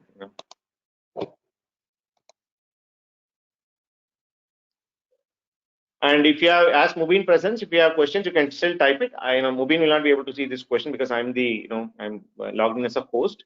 I'll take your question, read it out so that Mubin can answer. Please go ahead, Mubin. Sure. I'll just go off the video. Please close.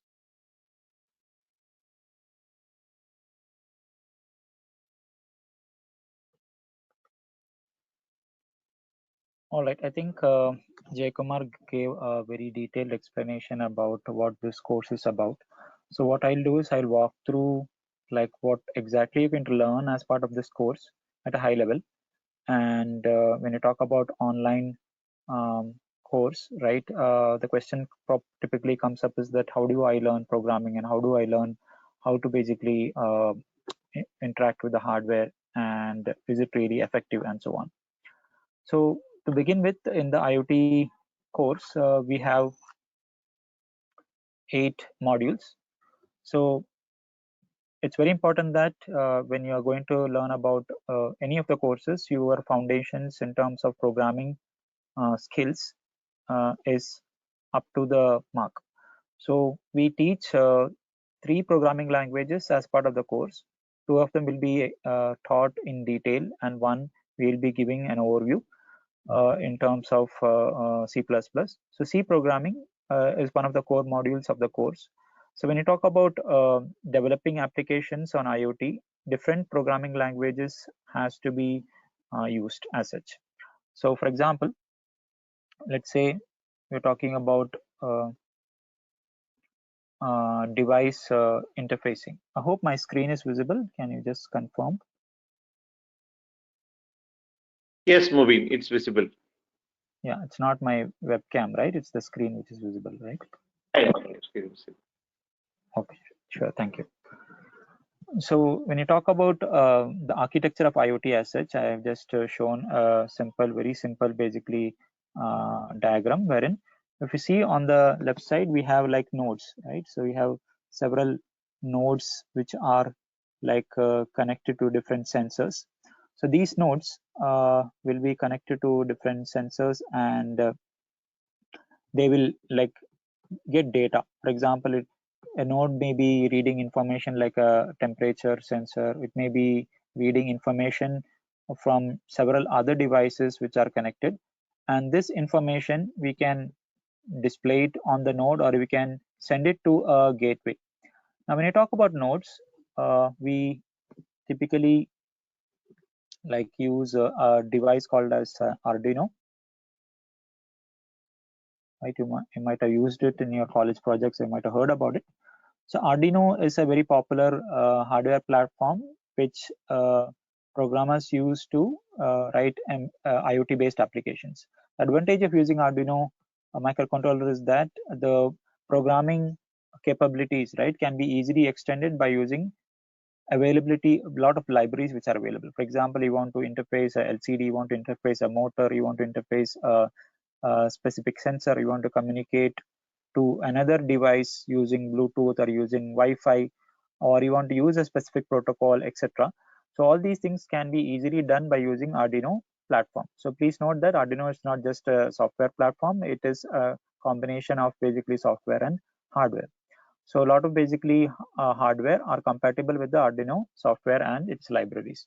So when you talk about Arduino programming, we have to use C++, C and C++ as a programming language.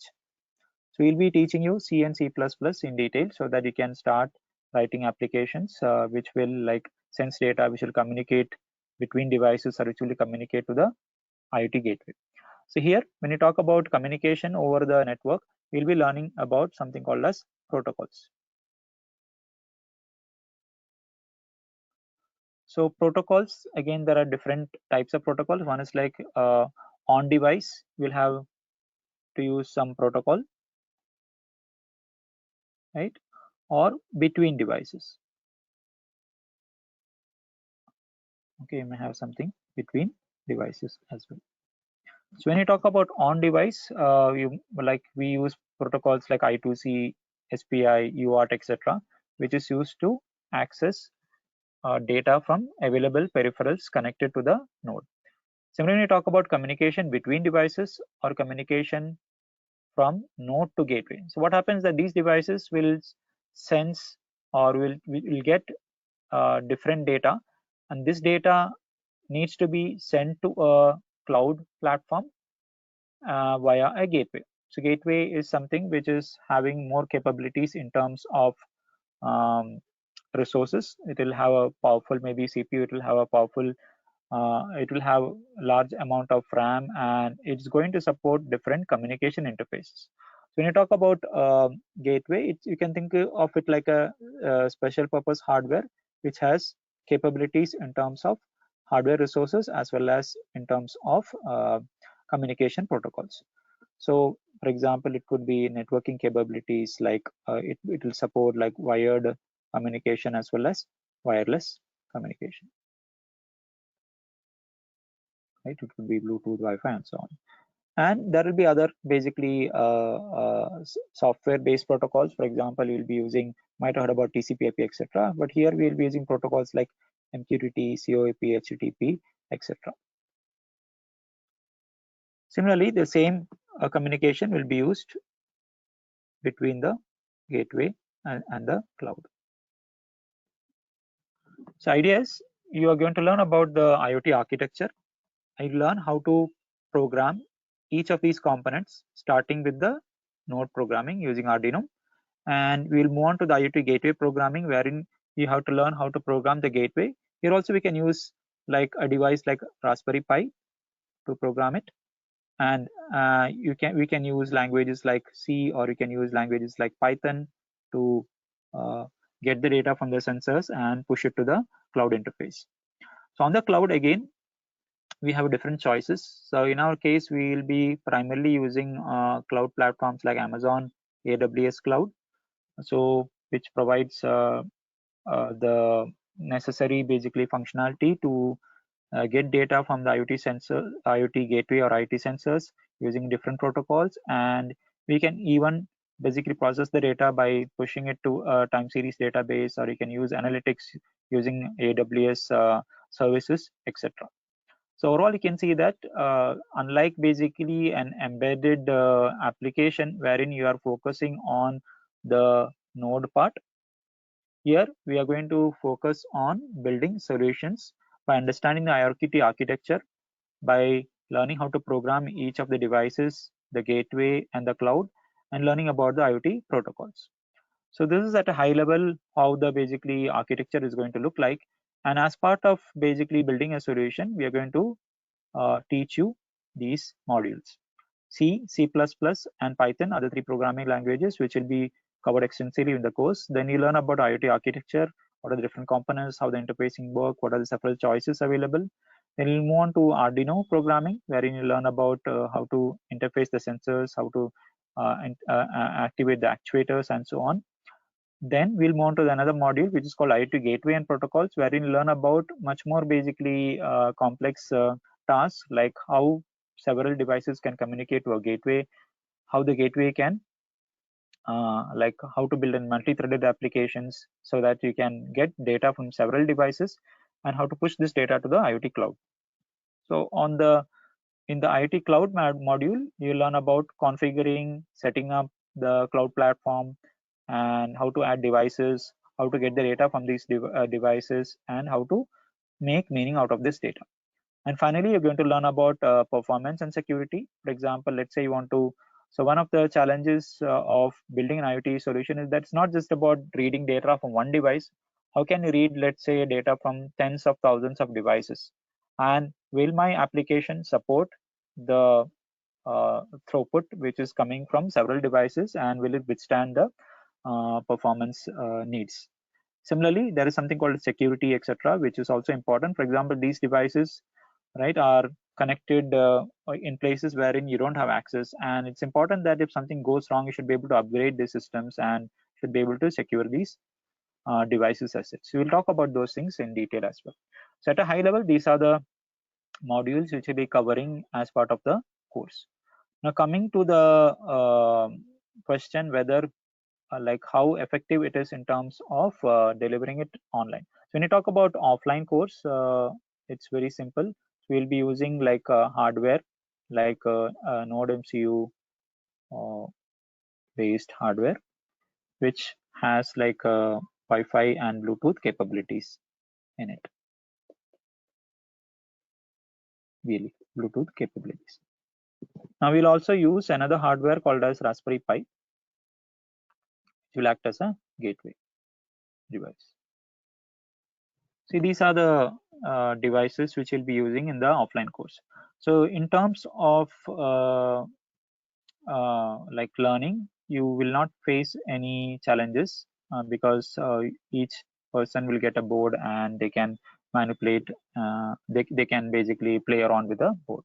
So when you talk about the online course, one of the challenges we face is that, okay, everybody, right, when they're dating their own devices, so troubleshooting or debugging the programs which they are running, and if the student makes some mistakes, the learners make some mistakes, it may be challenging for us to remotely debug the issues. So to resolve that, what we're going to do is we are going to use a simulator, okay, which will support Arduino. I'll show you a demo of this.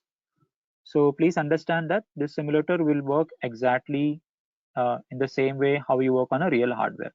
And it has capabilities, all the capabilities, like it supports several sensors and actuators. It can connect to a gateway or a cloud using like using either Ethernet, okay, or even Wi-Fi. So there is no limitation in terms of capabilities of the simulator. In fact, we get an advantage because we have like support for something called as spare parts, which can be easily added by just by dragging and dropping on different components available. Whereas if you are working on a real hardware, the limitation is that you don't have the necessary sensors available. For example, let's say you want to interface a motor, right? Then you have to decide, okay, which motor to buy, right? Is it available? Or you want to interface a graphical LCD, or you want to interface a touch screen. These can be costly components. But whereas in case of this simulator, whatever basically spare parts are available, you can just do a drag and drop and do the interfacing, and you can build much more basically complex application using the simulator. So that's about like how we work on the online course wherein you use a simulator. Similarly, when you talk about the Raspberry Pi is more of a device which runs Linux, right? So instead of Raspberry Pi, we can basically use your desktop or a laptop, right? And which runs Linux. And any software which runs on Linux, right, will typically run on the Raspberry Pi as well. So in summary, whatever programs you can do on a real device will also work on the simulator. So let me show you a demo of that so that you get a feel of how things work. Now,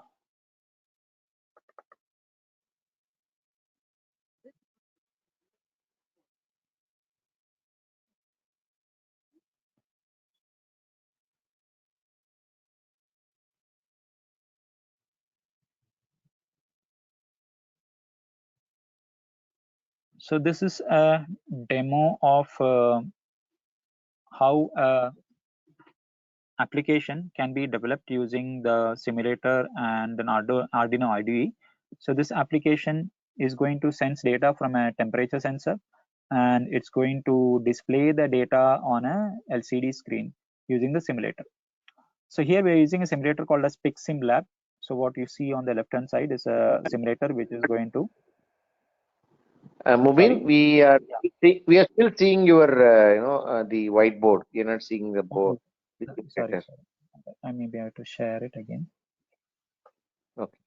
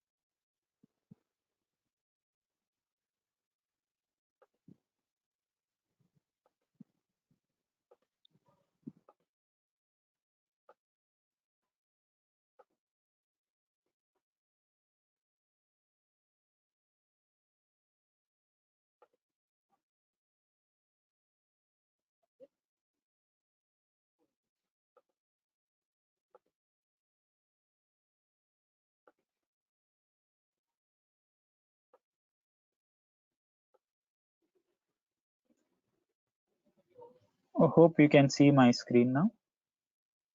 Yeah, we'll see. Folks in the webinar, can you just confirm once? Is the screen visible? Mubin.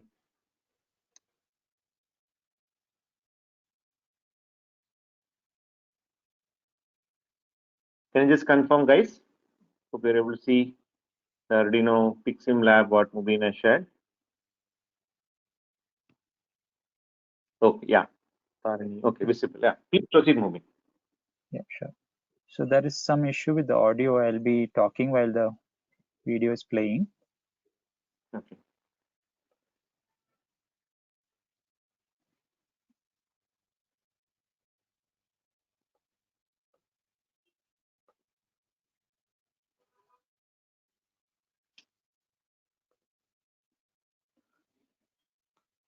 So just to brief you about this application is going to sense data from a temperature sensor, which is shown on the right hand side, and it's going to display the temperature sensor on an LCD by using the PixSim Lab simulator. So this simulator has support for different microcontrollers and boards. In our case, we are going to use Arduino Uno microcontroller based board. So Arduino Uno is popularly used for developing IoT based applications, and we will be using Arduino IDE to develop the application. And after developing the application, we will be running this application using a PixSim Lab Arduino simulator. So in terms of peripheral, we're using a LCD, which is a CLCD, and this CLCD has different pins, including data lines, RS, and ground pin, and we need to connect these pins to the Arduino IDE. So the screen which I'm showing here displays what pins needs to be connected to which pins of the controller. Similarly, for the temperature sensor, which is connected using an analog pin, say A0, this pin will be interfaced to the PiximLab ID. So in summary, what I'm trying to do is that, so the Arduino needs to be connected to these sensors and output devices, and we need to basically interface it according to the pinouts of the Arduino. Now, in terms of reading temperature from a temperature sensor, so this temperature sensor will give values in terms of temperature ranges. We need to convert these analog values into a temperature value by using a formula. We will not get into details of what this formula is for now, but for now, please understand that using a function called as analog read, we can read the sensor values and we can convert it to a degree Celsius value. For example, this temperature sensor supports a range of temperature values, and we can display that range on the LCD. Now, this is the simulator which you can see on the screen. It is called PiximLab, and it supports several microcontrollers and boards. So this is an Arduino Uno board which has Atmega 3228P microcontroller. And apart from this peripherals which are available on the board, we can add different peripherals by using the spare parts interface. For example, I can see different peripherals are there like LCD, etc. So I can just click on it and it will just add the component to the spare parts canvas. Then we can configure it so that we can establish a connection with the microcontroller. For example, I can say that, okay, pin number RS is like connected to pin number 12, for example, also, or pin number 18. Similarly, we can say pin number 5 is connected to like ground and so on. So this pin configuration, we can directly use it by, we do it by using drag and drop, and we will get a feeler of it maybe once you basically get started with the module. So this way it's pretty easy. You can just select the pins, you can select the corresponding pin on the Arduino and do the interfacing. Similarly, we can add other spare parts. For example, we can add the temperature sensor. So I can just select an input device and select which sensor to connect. In this case, the temperature sensor. The temperature sensor need to be connected to the Arduino. So select the properties and we can connect the pin to the Arduino, which is analog pin. A0 pin is analog pin. We can just connect to it. So pretty much simple. Any device can be connected to the Arduino by using the spare parts interface. So in terms of programming, we can use the Arduino IDE, which has like support for different libraries. So in our case, for the LCDs, right, we're going to use a library called as Liquid Crystal library, which has functions to like configure and enable you to display the output on the LCD screen. So it's a CLCD, so you can display text data. It's not going to display graphical data. So initially, we have to write code to initialize the device. Then we can like start calling functions so that we can configure it and display the temperature values on the screen. So if you're familiar with Arduino, we have two functions here. One is the setup function, other is the loop function. Setup function is called only once. That means if you have to do any initialization, you can do it in the setup function. Anything you want to repeatedly, go to the loop function. Okay, so more on this you will learn when you actually get enrolled to the course, or if you're familiar with it, that's good. So here we are like calling three functions like begin function, set cursor function, and print function. So begin function will initialize the LCD mode. For example, if it's a 2x16 LCD, we need to mention that it has like 16 characters and 2 lines. Similarly, we can also set the cursor position to beginning of the first line, and we can also display some text by default. So I'm using the print function to display the text. Now this loop function will read the temperature value using an analog read A0. It's going to read the temperature values, and it is going to convert this temperature value, it's a float value, into a string value. Now, if you're not familiar with all these things, you don't have to worry. We're just showing that we'll be learning about programming the Arduino by using the Arduino IDE, and all these things will be explained in detail, much more detail, and you will learn how to basically interface different sensors, and eventually you will also learn how to basically run it on a simulator. So once the program is completed, like it's reading the temperature value, it's going to display it using the print function. We can actually compile it using the compile option available in the IDE.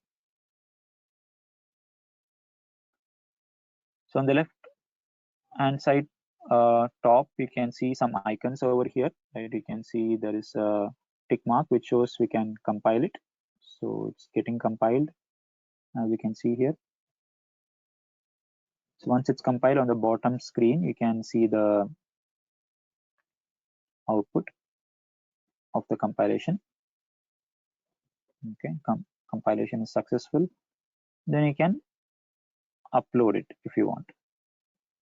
Okay, in our case, we're going to use a simulator. So we need to configure the port, etc. So we'll see how to upload the file to the PixSimLab IDE. See here in the simulator,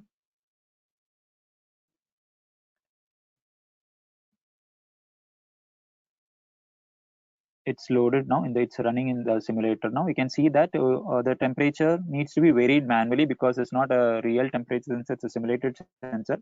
In fact, it's an advantage here because we can physically turn the temperature values by using a potentiometer kind of an interface over there.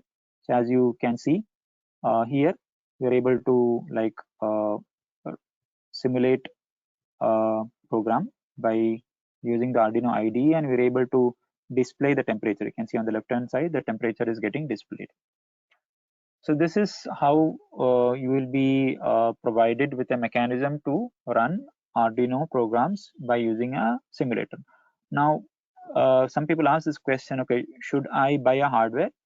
So it's up to you. So you can completely learn about the IoT course without using a real hardware. But in case you want to purchase a hardware and try it on your own, we'll also guide you regarding that as well. So is there any questions regarding this, Jay Kumar? Yeah, Mubin, there are a couple of questions here. One is from Krishnandu. I think is, sir, can you please repeat how to use the hardware for online students? I think Krishnandu, I hope that clears. And folks who have been asking this question from the beginning, right? How we are going to learn the hardware part of it. Hope that's clear. And there's a question from Pranjal again. So he's asking, I have Raspberry Pi device available with me.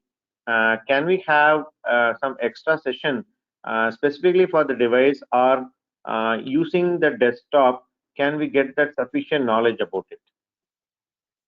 Yeah, I think I already answered this question. So Raspberry Pi is nothing but a hardware which is like a mini computer, right? And it runs an operating system called as Raspbian, which is nothing but a Linux-based OS. Now, if you have a Raspberry Pi, it's well and good. You can go ahead and basically do the IoT gateway module on the Raspberry Pi, but it's not mandatory. You can run those programs on a Linux desktop, right? And the program will run in the same way. So we will tell you how to basically install Linux. We'll teach you how to install Linux and how to install the necessary packages so that your system itself will act like a gateway. So it's not mandatory for you to have a Raspberry Pi device. You can use your desktop as a gateway as well. So, but he's asking if we already have the board, will we get any help to, Yeah, if you have the board, yes, we'll help you in basically configuring and running the necessary programs on it. Okay. Hope that's clear, Krishnendu and Pranjal. Hope your questions are answered. And there's a question from Yash Amin. Yash is asking, can IoT students apply for embedded systems jobs as well? Yes, Shamin, I think it's slightly a placement related question, but still I will answer that. So, in terms of opportunity wise, as I said, both our embedded and IoT students get the same opportunity. There's no difference. Okay. Online and offline as well. Okay. There's no difference. Probably I'll show you our, Google group as well, and so you'll get to know about the placement applications that are coming. And that's a question from Krishnandu again. Krishnandu is asking, sir, I'm a working professional. If I can't join the class, recorded class will be available. Yes, I think Mubin, can you just walk us through the LMS that students get a view? All right. Yeah. So any other question related to hardware or simulator? Questions about hardware, guys. Nothing, Linux right? desktop necessary? That's a question, Mubin. Is Linux desktop is necessary? No, when I say Linux desktop, you should have a PC or a laptop. That's it. Okay, it's not Linux desktop is not a different like a machine. It's just that your laptop will install Linux. That's what I meant by Linux desktop. Okay. So, folks in the call, do you get a clear idea about how the hardware part is resolved? You can see that how the simulator, how to interface with the temperature sensor. He showed a demo. Did that clarify your doubt about hardware usage? Can I get some responses?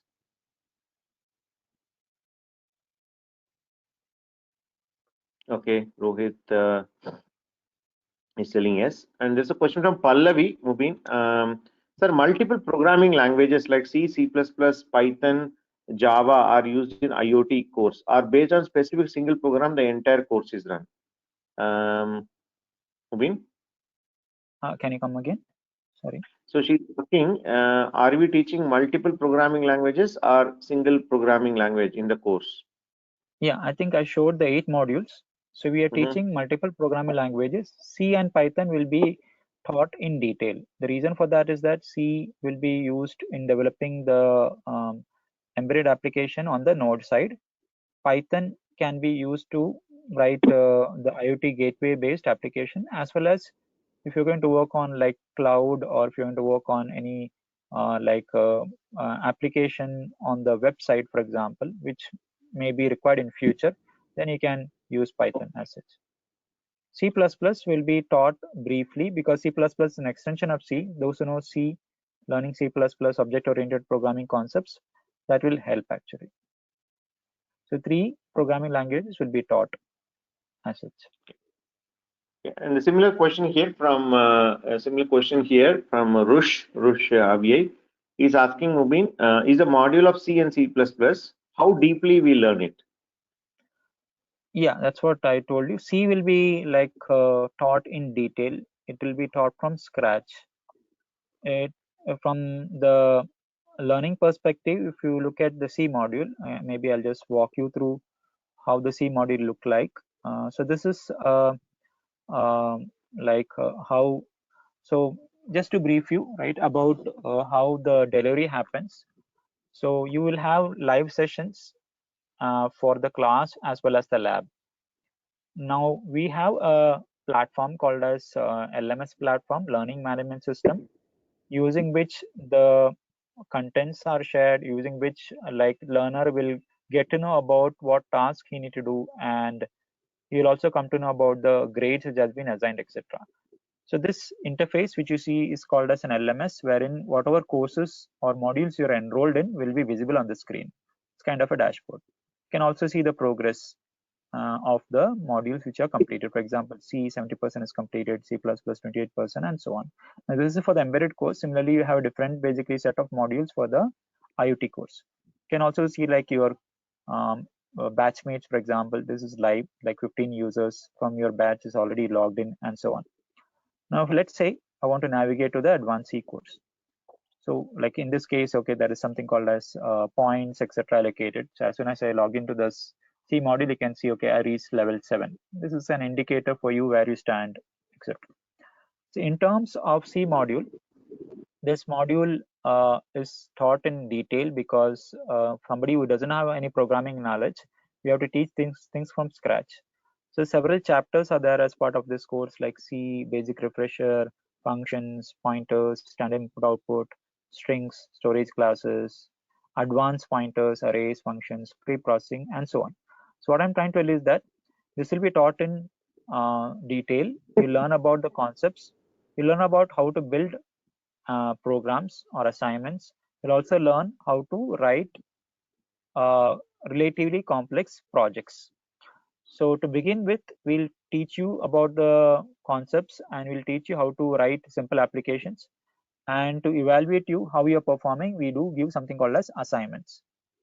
So assignments are necessary for you to like build confidence in like as a programmer, right?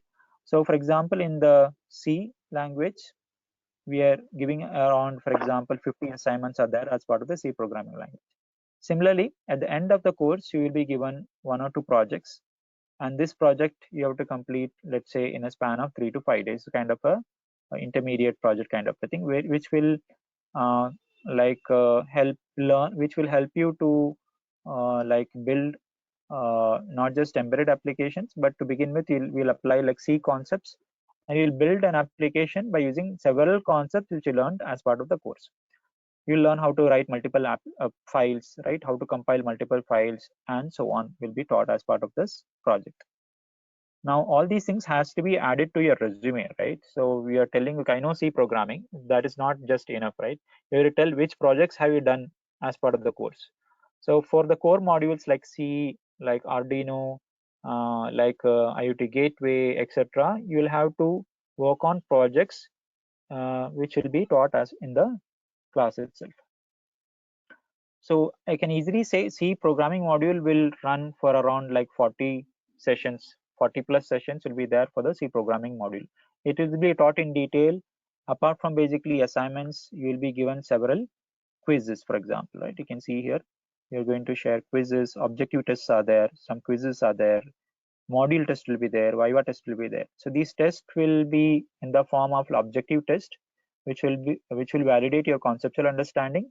We'll also have a module test, which will also evaluate your conceptual as well as your programming skills. So in summary, it's not just about understanding the concepts. Whatever you understand, you should be able to apply it by working on assignments and project. The tests are conducted to evaluate you in terms of your understanding level, and the test results you can access anytime. You can see where you stand in your class and so on. So apart from quiz, test, etc., in the LMS, we will be as the sessions are live, your attendance will be marked. You can see what is your percentage of attendance. You can also download materials including slides, right? For example, as you can see, there is a slide with respect to basic refresher, topic wise. I can click on that. You can see the detailed like slides, right? You just, if you look at the slide, you can see you'll get an idea about like how much like in depth we are going in the topics. We start from the basic. For example, some people don't know what is a binary number, right? So, or how to convert decimal to binary. So everything is taught in detail. You'll learn about each and every concept in detail, right? For example, algorithms are there, right? How does if condition use? How is the flowchart looks like? It's like taught extensively. For example, one chapter itself, you can see there are around 120 slides. So you can imagine how much you're going to learn the C module itself. Similarly, apart from basically the contents, etc., to seek help, there is something called as a discussion forum. So you can seek help in multiple ways. One is you can post your questions in the discussion forum. For example, for this specific course, some people are like asking questions related to the topic, right? Related to assignments, related to like topics which are the learnings. So they're asking questions here, right? So questions, you can post it, right? Several like this, a student is asking a question and some other student is answering. So peer-to-peer learning is something which we encourage as well. Apart from asking questions in the discussion forum, you can also ask questions in the WhatsApp group. You can see here, right? This is a WhatsApp group which is for a specific batch, and students can post their issues, right? So what happens that when somebody is learning programming, they are stuck or they are not getting the output. So many students, they share the code, right? They share the code, they share the output for example, we're getting this output. Okay, they're getting some error. They're asking why this error is happening. So student can post their issues in WhatsApp group, or they can post their issues or concerns in the discussion forum. Mentors will respond to you, or even your friends who is or batchmates who are part of this group can also respond to their queries. And you can see several questions as mentors are there who are guiding you and responding to you. Apart from like all these things, in case you miss some class, right? Sometimes it happens. So you'll get recorded sessions as part of the course as well. So recorded sessions also will be available, and you can watch those recorded sessions as part of the course. So that's about the LMS module, and each course will have assignments, quiz, project, and module test. Apart from these activities, we do conduct something called as interview prep sessions. For example, you can see, right, Honeywell interview preparation is there. So you'll get materials related to a specific company, right? You can see NXP interview prep test is there, right? You can see Qualcomm interview preparation is there. You have dedicated course, dedicated materials for each of these companies, which will be shared to students who are enrolled. So that way you get an advantage that, okay, company specific preparation also you can do. So any questions you have related to the course or modules or our teaching methodology, you can ask. Mubin, there are a few questions already. Let me go through. There's a question from Aparna. Aparna is asking, a couple of questions. One, she's asking about the list of modules. I think you already ran through. Aparna, if you wait for a minute, I'll also show you once again the slide. Mubin has already shown the list of modules. I also have a slide I'll shortly show you. And she's also asking, can we access the modules beforehand? Beforehand is something which we don't encourage you to do, because the course curriculum is created in such a way that on a daily basis you have to access the course. For example, let's say you are you are attending the C module, right?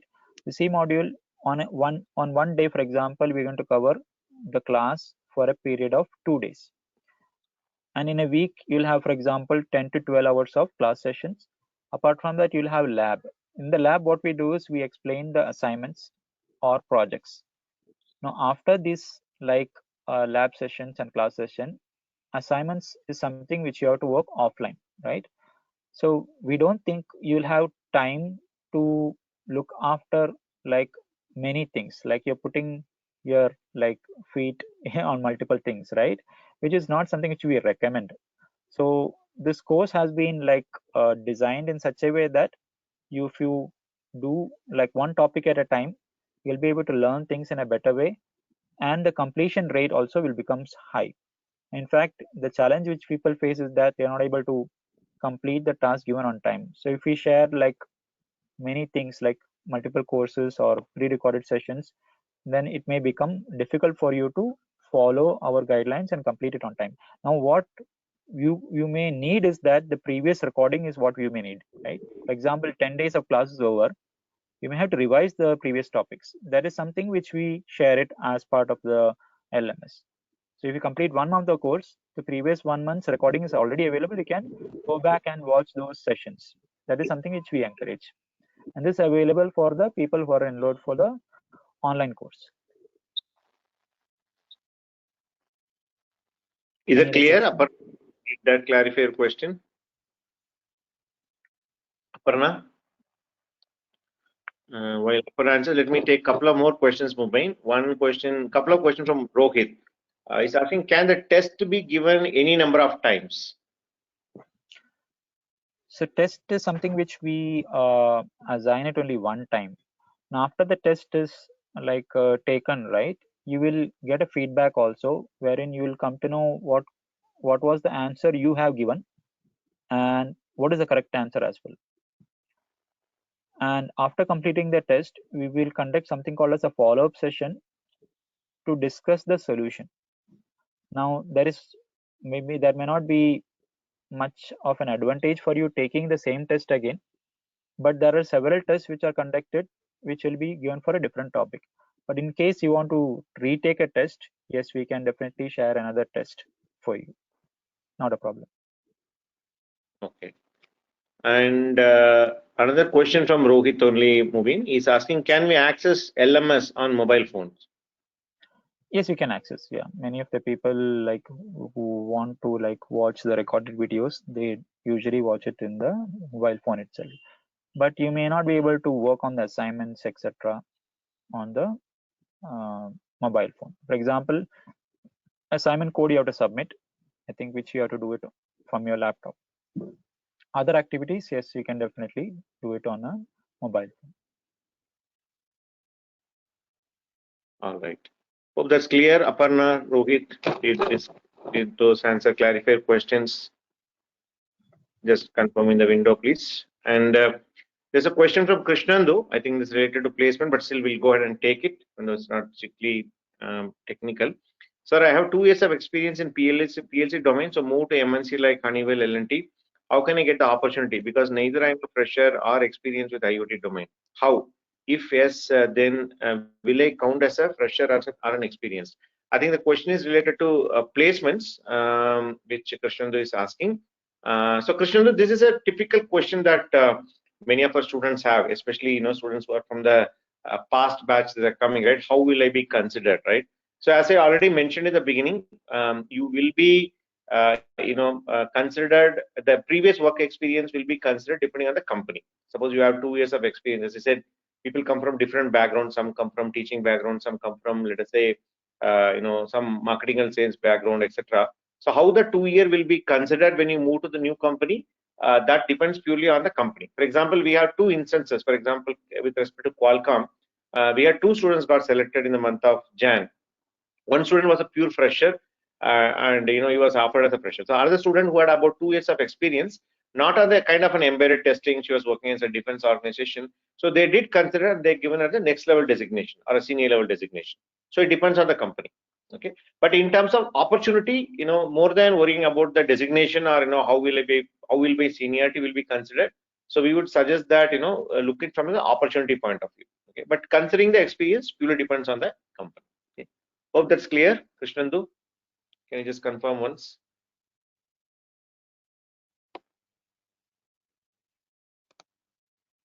Krishnandu?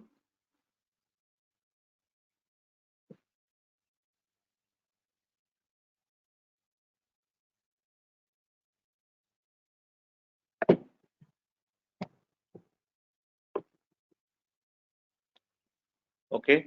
Any other questions for Mubin? Technical part, the hardware, doubt clearing. Yeah, I missed out on one thing, maybe regarding placements, for example, right? Okay. So we do create, like, for every company which like conducts a placement drive, we create a dedicated like placement WhatsApp group. group. For example, let's say Infineon, right? Everybody would have heard about Infineon. So Infineon is like visiting our campus, and they are conducting the placement drive. So every company that visits the campus, any instance, right? For example, today they had a interview. So all communication, for example, where the interview is scheduled, right? And any, like, after the interview is completed, for example, students like share the experience and their questions, so that, okay, we can make a note of it, and future it's going to help the next batch of students. They update the status, for example, test is completed, right? Interview is completed today itself, for example, right? So people had like technical interviews, and you can see that, okay, people are having like HR round is confirmed, right? At 3:30 for basically on Monday. Similarly, for example, we can see next, for example, let's say NXP. There are several times NXP has visited. So this month's, for example, drive. So you can see here the shortlisting is done, right? And the interview dates have been published. So all communication, for example, right, happens through several channels. So we use like WhatsApp group, for example, to communicate the details about the drive, when is the interview schedule about, and questions, for example, we shared so that other people can prepare. For example, right, today itself we can see, okay, people are getting placed, congratulations mails are going on, and so on. I just want to tell you that we have a placement department which is dedicated to run the placement activities, and students will be communicating through the WhatsApp group regarding the placement updates, so that everything is in sync.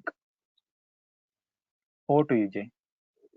Mubin, one request. Basically, I'm using a different laptop today. I'm not logged into our placement group. Can you just show our Google group also, our Emertxe placement group, Google group? Okay. You want to show the groups.google or your email? Whatever your Gmail access or groups. Anything is okay. Okay. Just to show how our typical process looks.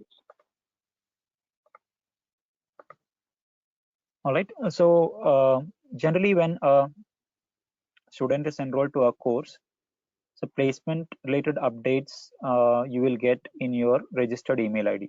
So what we do is we send a request to you for you to get enrolled to Emertxe placement group, which is nothing but a Google group. So for example, whenever a company visits us, we have a defined process. Jaykumar, are you going to walk through that? Yeah, so you can see that, guys, there are various mails that are sent on a particular day. If you see on a daily basis, you can see, today itself, you can see that, 6 p.m., 5:40, 4:35, probably, 8 to 9 mails, which I mentioned, right? You can see, just scroll down, moving, you can see, right, around 10, 12 mails have been sent today itself. Yeah, you can see that. Every day, there is a huge amount of transaction happening. If you remember the first set of slides, when we showed, right, 130 plus companies are coming, 85 plus drives are happening, etc. So this is what real thing, maybe even if what you see social media, it will be a little bit delayed, but this we would say like a live telecast, whatever you can call.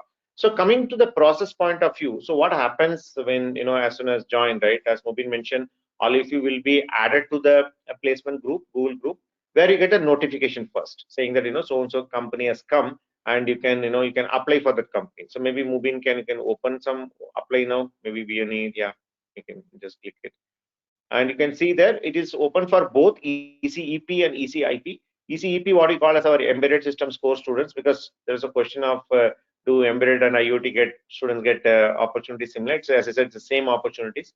ECEP is like Emertxe certified embedded professional, ECIP is Emertxe certified IoT professional. That's our internal name what we use. You can see that the entire information is given there in terms of the company profile, who can apply, what modules you should have completed to apply. You can start applying for placements after the 3rd month, right? Once you complete your C++ module, you can start applying for your placements. You can see there it is also clearly mentioned until which module. Whereas some companies will ask later module. For example, some companies will ask for IoT device should be completed, or Arduino programming should be completed, etc. We'll mention that.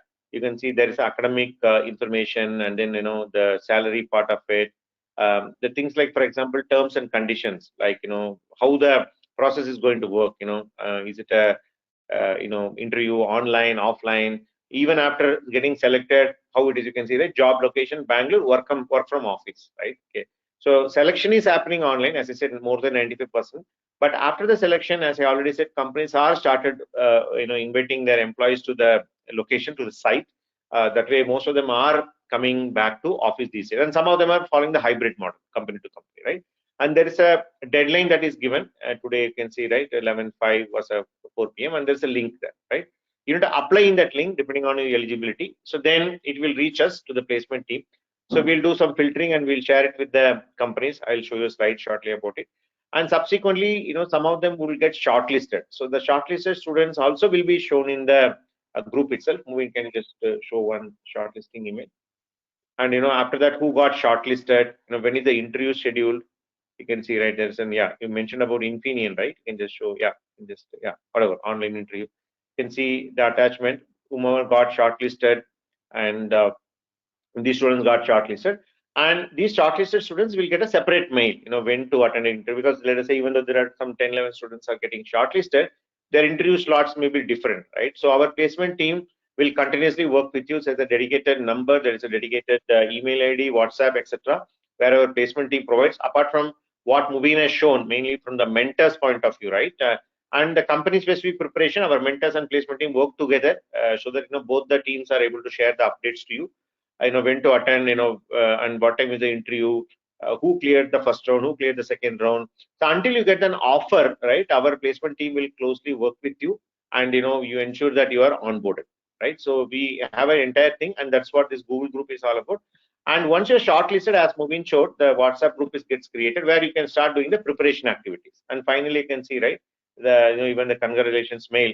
Of course, it happens in the WhatsApp group faster because you would have got the intimation earlier in the evening. But we wait until the drive gets over, and then all the place students are published, right? After this, we go and publish in the social media, right? So that way, your WhatsApp group and your Google group are your primary activities with respect to placements.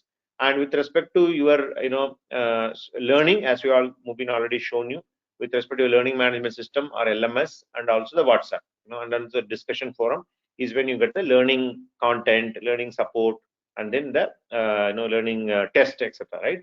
So we have the entire ecosystem of online. So this is what we say, right? When somebody learns online or learns offline, there's no difference. It's because of this entire ecosystem is available online, where the learning, preparation, evaluation, placement application, interview, everything is happening using the digital ecosystem. Okay, so it clears your question. I don't see any questions further to you, Mubin. Probably I'll take over the presentation.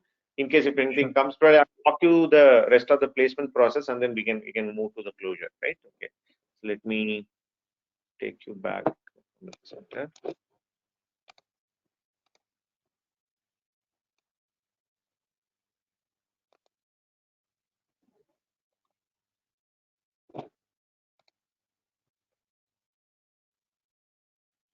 Okay, so as you can see, now we completed the two parts of the webinar today. One was about the job trend, job market, etc. Then we spoke about the second portion was about the technical part, where we saw about the course delivery, dealing in hardware, how to get support, how to get my doubts clarified, how to get evaluated. Then naturally the question flows to placements. How do I apply for placements?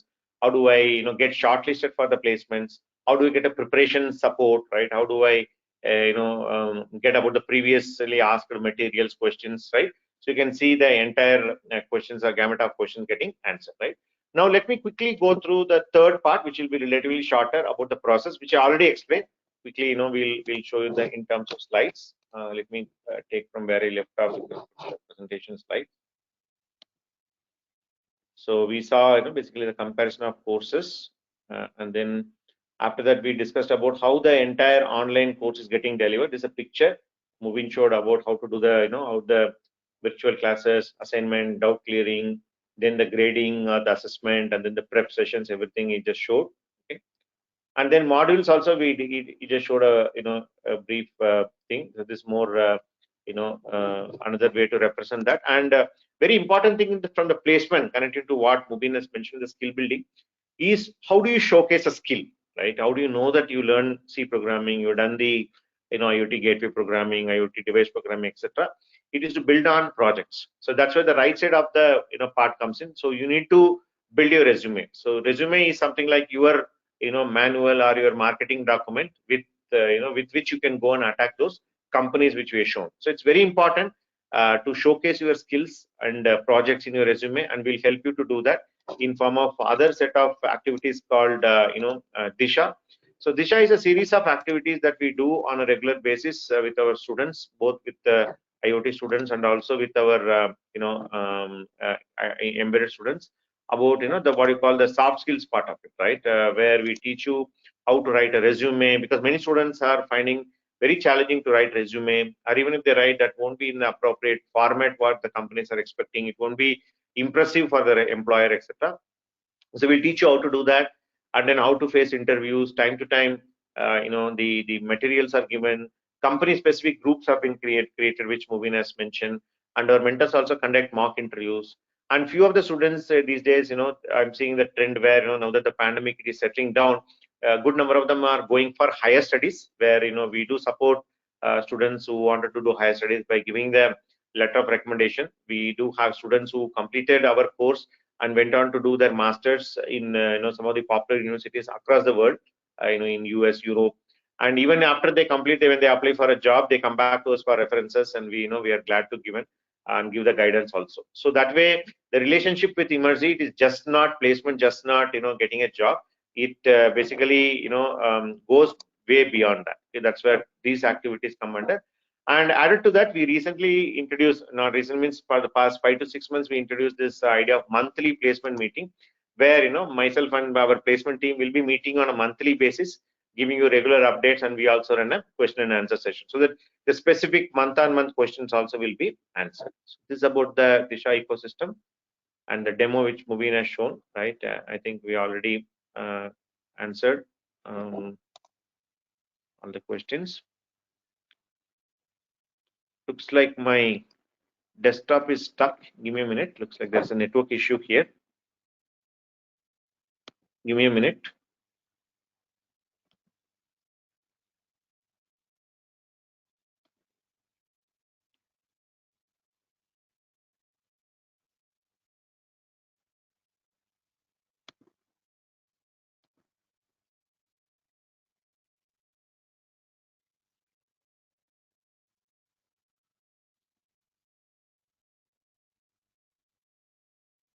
Yeah, I think now it's restored.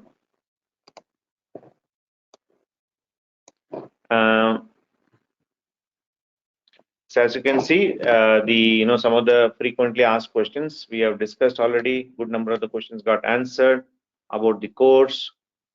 Things like, for example, is online is as effective as offline? Which one is cost effective, online or offline? That's another question that people ask me. Obviously, we say the online course is very cost effective.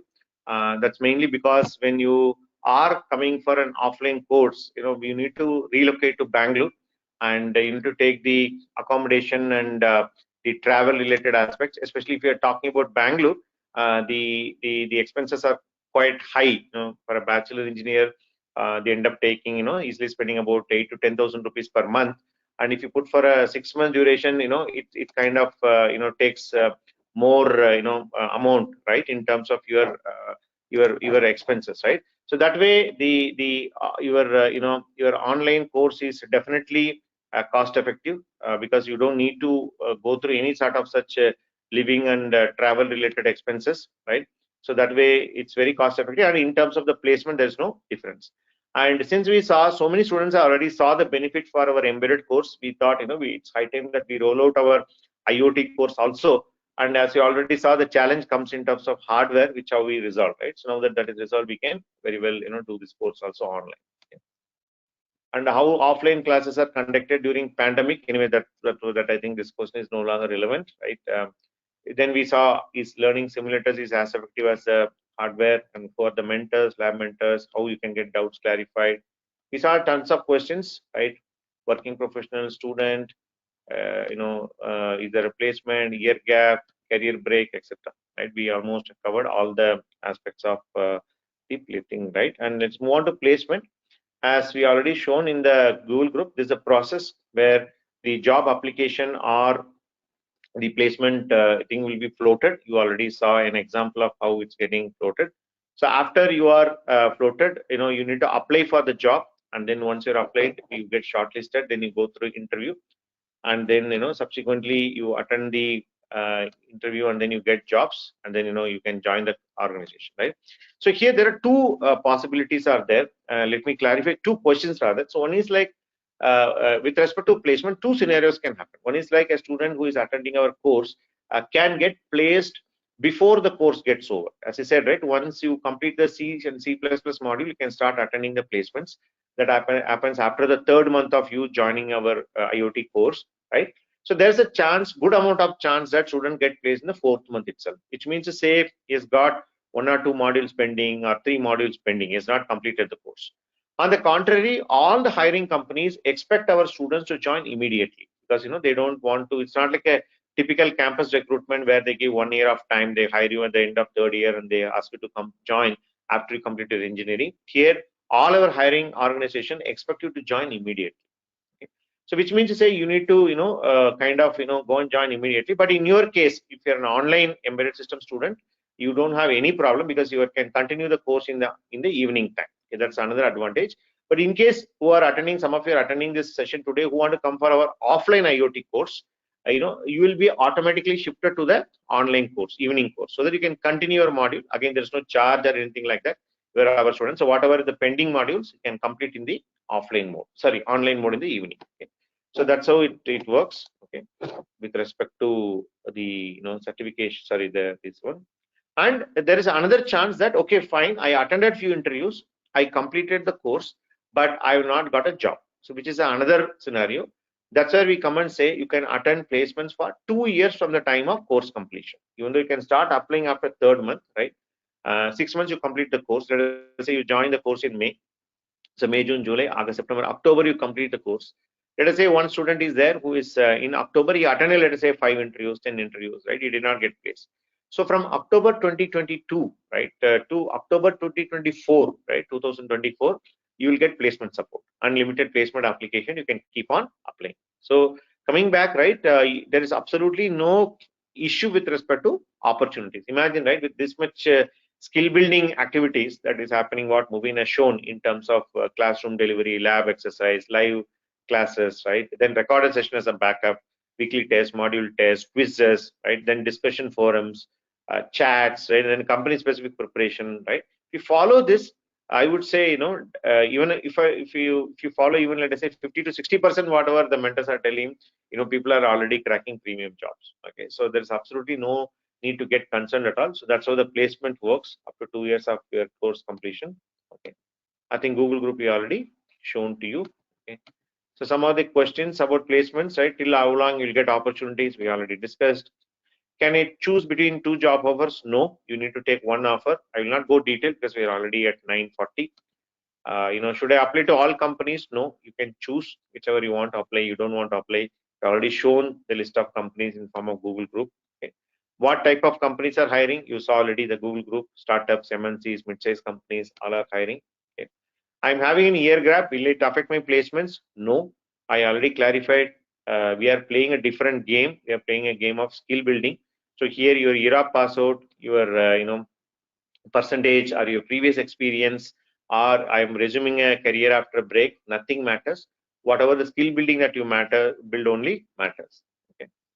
I'm having notice period bond with my current company. How can I handle it? We take care, especially for working professionals. We work with the student and also with the companies, and even scheduling the interviews, etc. We take care, and it can be handled in a very smooth and a professional way. No issues. Okay. So last one, unfortunately, as I told, my laptop had some issue, so I need to switch to a different laptop. I don't have a certificate to show now. This is a different laptop. Probably, we'll take it up offline later. Okay. So coming to course dates, this is how it is scheduled. 17th May, we are starting our online course, which is another 2-3 days down the line, and you can watch out for that. And counselor details are given here. Training@emertxe.com is a common our counselor ID, and we also have a couple of mobile numbers mentioned there. Because there are some questions about the fees and installment, etc. They will be able to clarify and guide you what would be the best suitable option for you. So feel free to get in touch with our counselors. They will also reach out to you and then clarify if you have any questions. Okay. So that's it. And last but not the least, staying connected. People who are based out of Bangalore, we are in MG Road, in near the Barton Center metro station area, few blocks away from the Higginbothams and the Deccan Herald Prajavani building. You're welcome to come in, and some students come and see us, meet us, and take admission for online course also. So that's also fine. And if you are remotely present and you wanted to follow us, you're most welcome to follow us in our social media, both Instagram and in LinkedIn. We are very active. We keep posting about placement related thing and what's happening in Emertxe, industry news, and also we do this type of webinar announcements. So this is more of a course demo webinar. We also run monthly masterclass webinar with our team of invited experts. As I said last week, we had one about the solar and the drones, right? The coming one will be coming in the month of June. So you can watch out for those webinars. As I said, it doesn't matter whether you join, doesn't join. You can keep on attending and keep on improving your knowledge, right? And this session, this webinar also will get, it's already getting recorded. Give us a early, another 2 or 3 days. We will email you this recorded video, and then you can watch out. And any queries you have, you can reach out to our counseling team, and also, they'll be more than glad to clarify. You can also feel free to forward this recorded video to any of your friends or any of your, colleagues who may be interested in having your career in the IoT domain. Okay. So with that note, I would like to welcome. Okay, you can say thank you. So we'd say welcome to the domain of IoT. Welcome to the aspiration of having a career in the IoT domain. So we sincerely hope this webinar has given you the enough information about. If you look back, right, we covered 3 segments. One was broadly about the the IoT domain as such. Where is the jobs are trending? How are the what are the latest trend in this particular domain? Then we discussed about basically how our course works, various aspects of our technical aspects of our course, and we discussed about placements as well. So let me see if there are any questions, and then we can go for the closure. Okay. So Aishwarya Sachin is asking, so can the practical part is trained from 8 to 9? Since I'm a working professional, joining at 6 o'clock will be a challenging task. Yes, we understand, Aishwarya, it is challenging. So you have to manage it, right? Nothing comes so comfortably. You need to, make some arrangements. And yeah, as a backup, we also do give recorded videos of the assignment section also. Everything that is going live will get automatically recorded and given to you. We can try to use it as a backup, but yes, you need to manage this challenge. Okay, we understand that, but taking up the challenge is where the success comes, right? Okay, I would request you to look into that way. Okay, because we can't be in a completely comfort zone, especially for working professionals, right? And achieve the career break. You need to stretch yourself, adjust yourself to this course, and then achieve the career break. And people who are doing that, definitely they're able to achieve the break. Okay, hope that's clear. Then there's a question from Pranjal again. How can I communicate with millions of devices in a hall in a real time as we are planning in my campus? Could you recommend any gateway or the best mode of communication in this use case? So that would be a production deployment, Pranjal. We may not be able to recommend that because what we do is more of a learning setup. What might work in a learning setup may not work in a in a real production scenario which you're talking about. So I would say we may not be the right people, right, to recommend. Okay, and there's a question here again from Aishwarya. A percentage of companies for placement that ask for a fresher only. So again, let me repeat. That again, that question comes from the fact that I'm from a recent batch or I'm from the old batch, etc. But if you look at largely, statistically speaking, okay, from a company's side, 40% of the company ask for any year of pass out. So let me repeat, 40% of our companies, our recruiting companies, ask for any year. You can be even 2012, 2013, right, etc., etc., right. Remaining 60% will have some specific, maybe 2018 onwards, 2017 onwards. That varies to month to month. Okay. But in terms of, there's nothing like there's nothing like a pure, even on those 40% of the companies, pressure can apply. Okay. Okay. So it all coming back to skill building. So I would request you not to look at it from a year of pass out or a percentage, because I know it's quite likely that you can have those type of, mindset because you're coming from that ecosystem. I request you to think beyond that and focus on skill building aspect. I would say just suggest like that, Aishwarya. Okay. Hope that clears.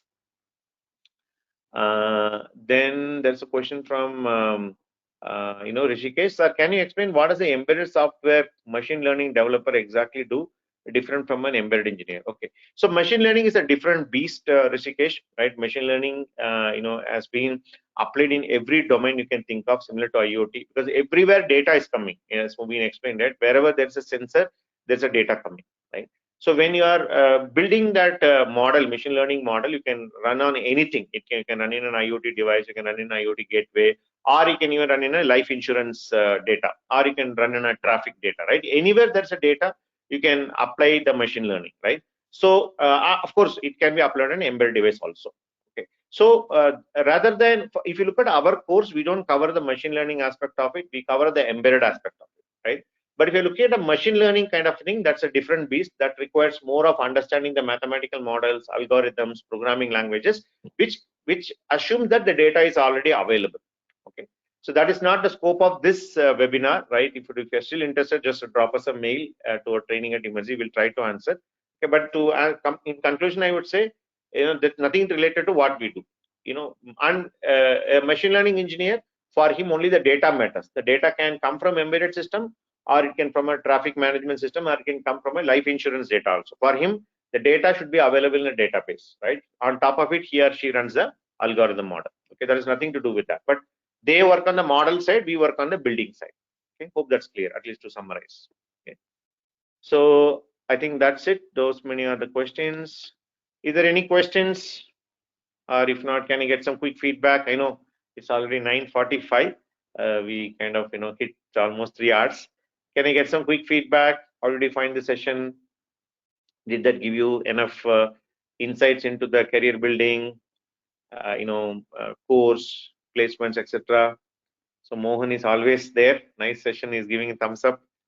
Any other feedback, guys? Quick feedback from anyone? Thank you for valuable information about IoT course, says Pallavi. Aishwarya is telling informative, sir. Okay. Any other questions? Any other last 1 or 2 questions? LMS is available for how much time? Okay. Again, this is another question. We have not removed any LMS for the past 2 years, right, Rohit? We are not taken a decision, but as of now, but we give, definitely for a long period of time. Even the students who joined 3 years back, they still have the access. Okay, they still come back and access also. Okay. So we don't have any plans to remove. Yeah, we need to come up with some policy, but as of now, it's open. We don't have any plans to remove. Okay. So then Pranjal is telling, thank you very much, so much for the informative session. Excited to join. Welcome. Okay.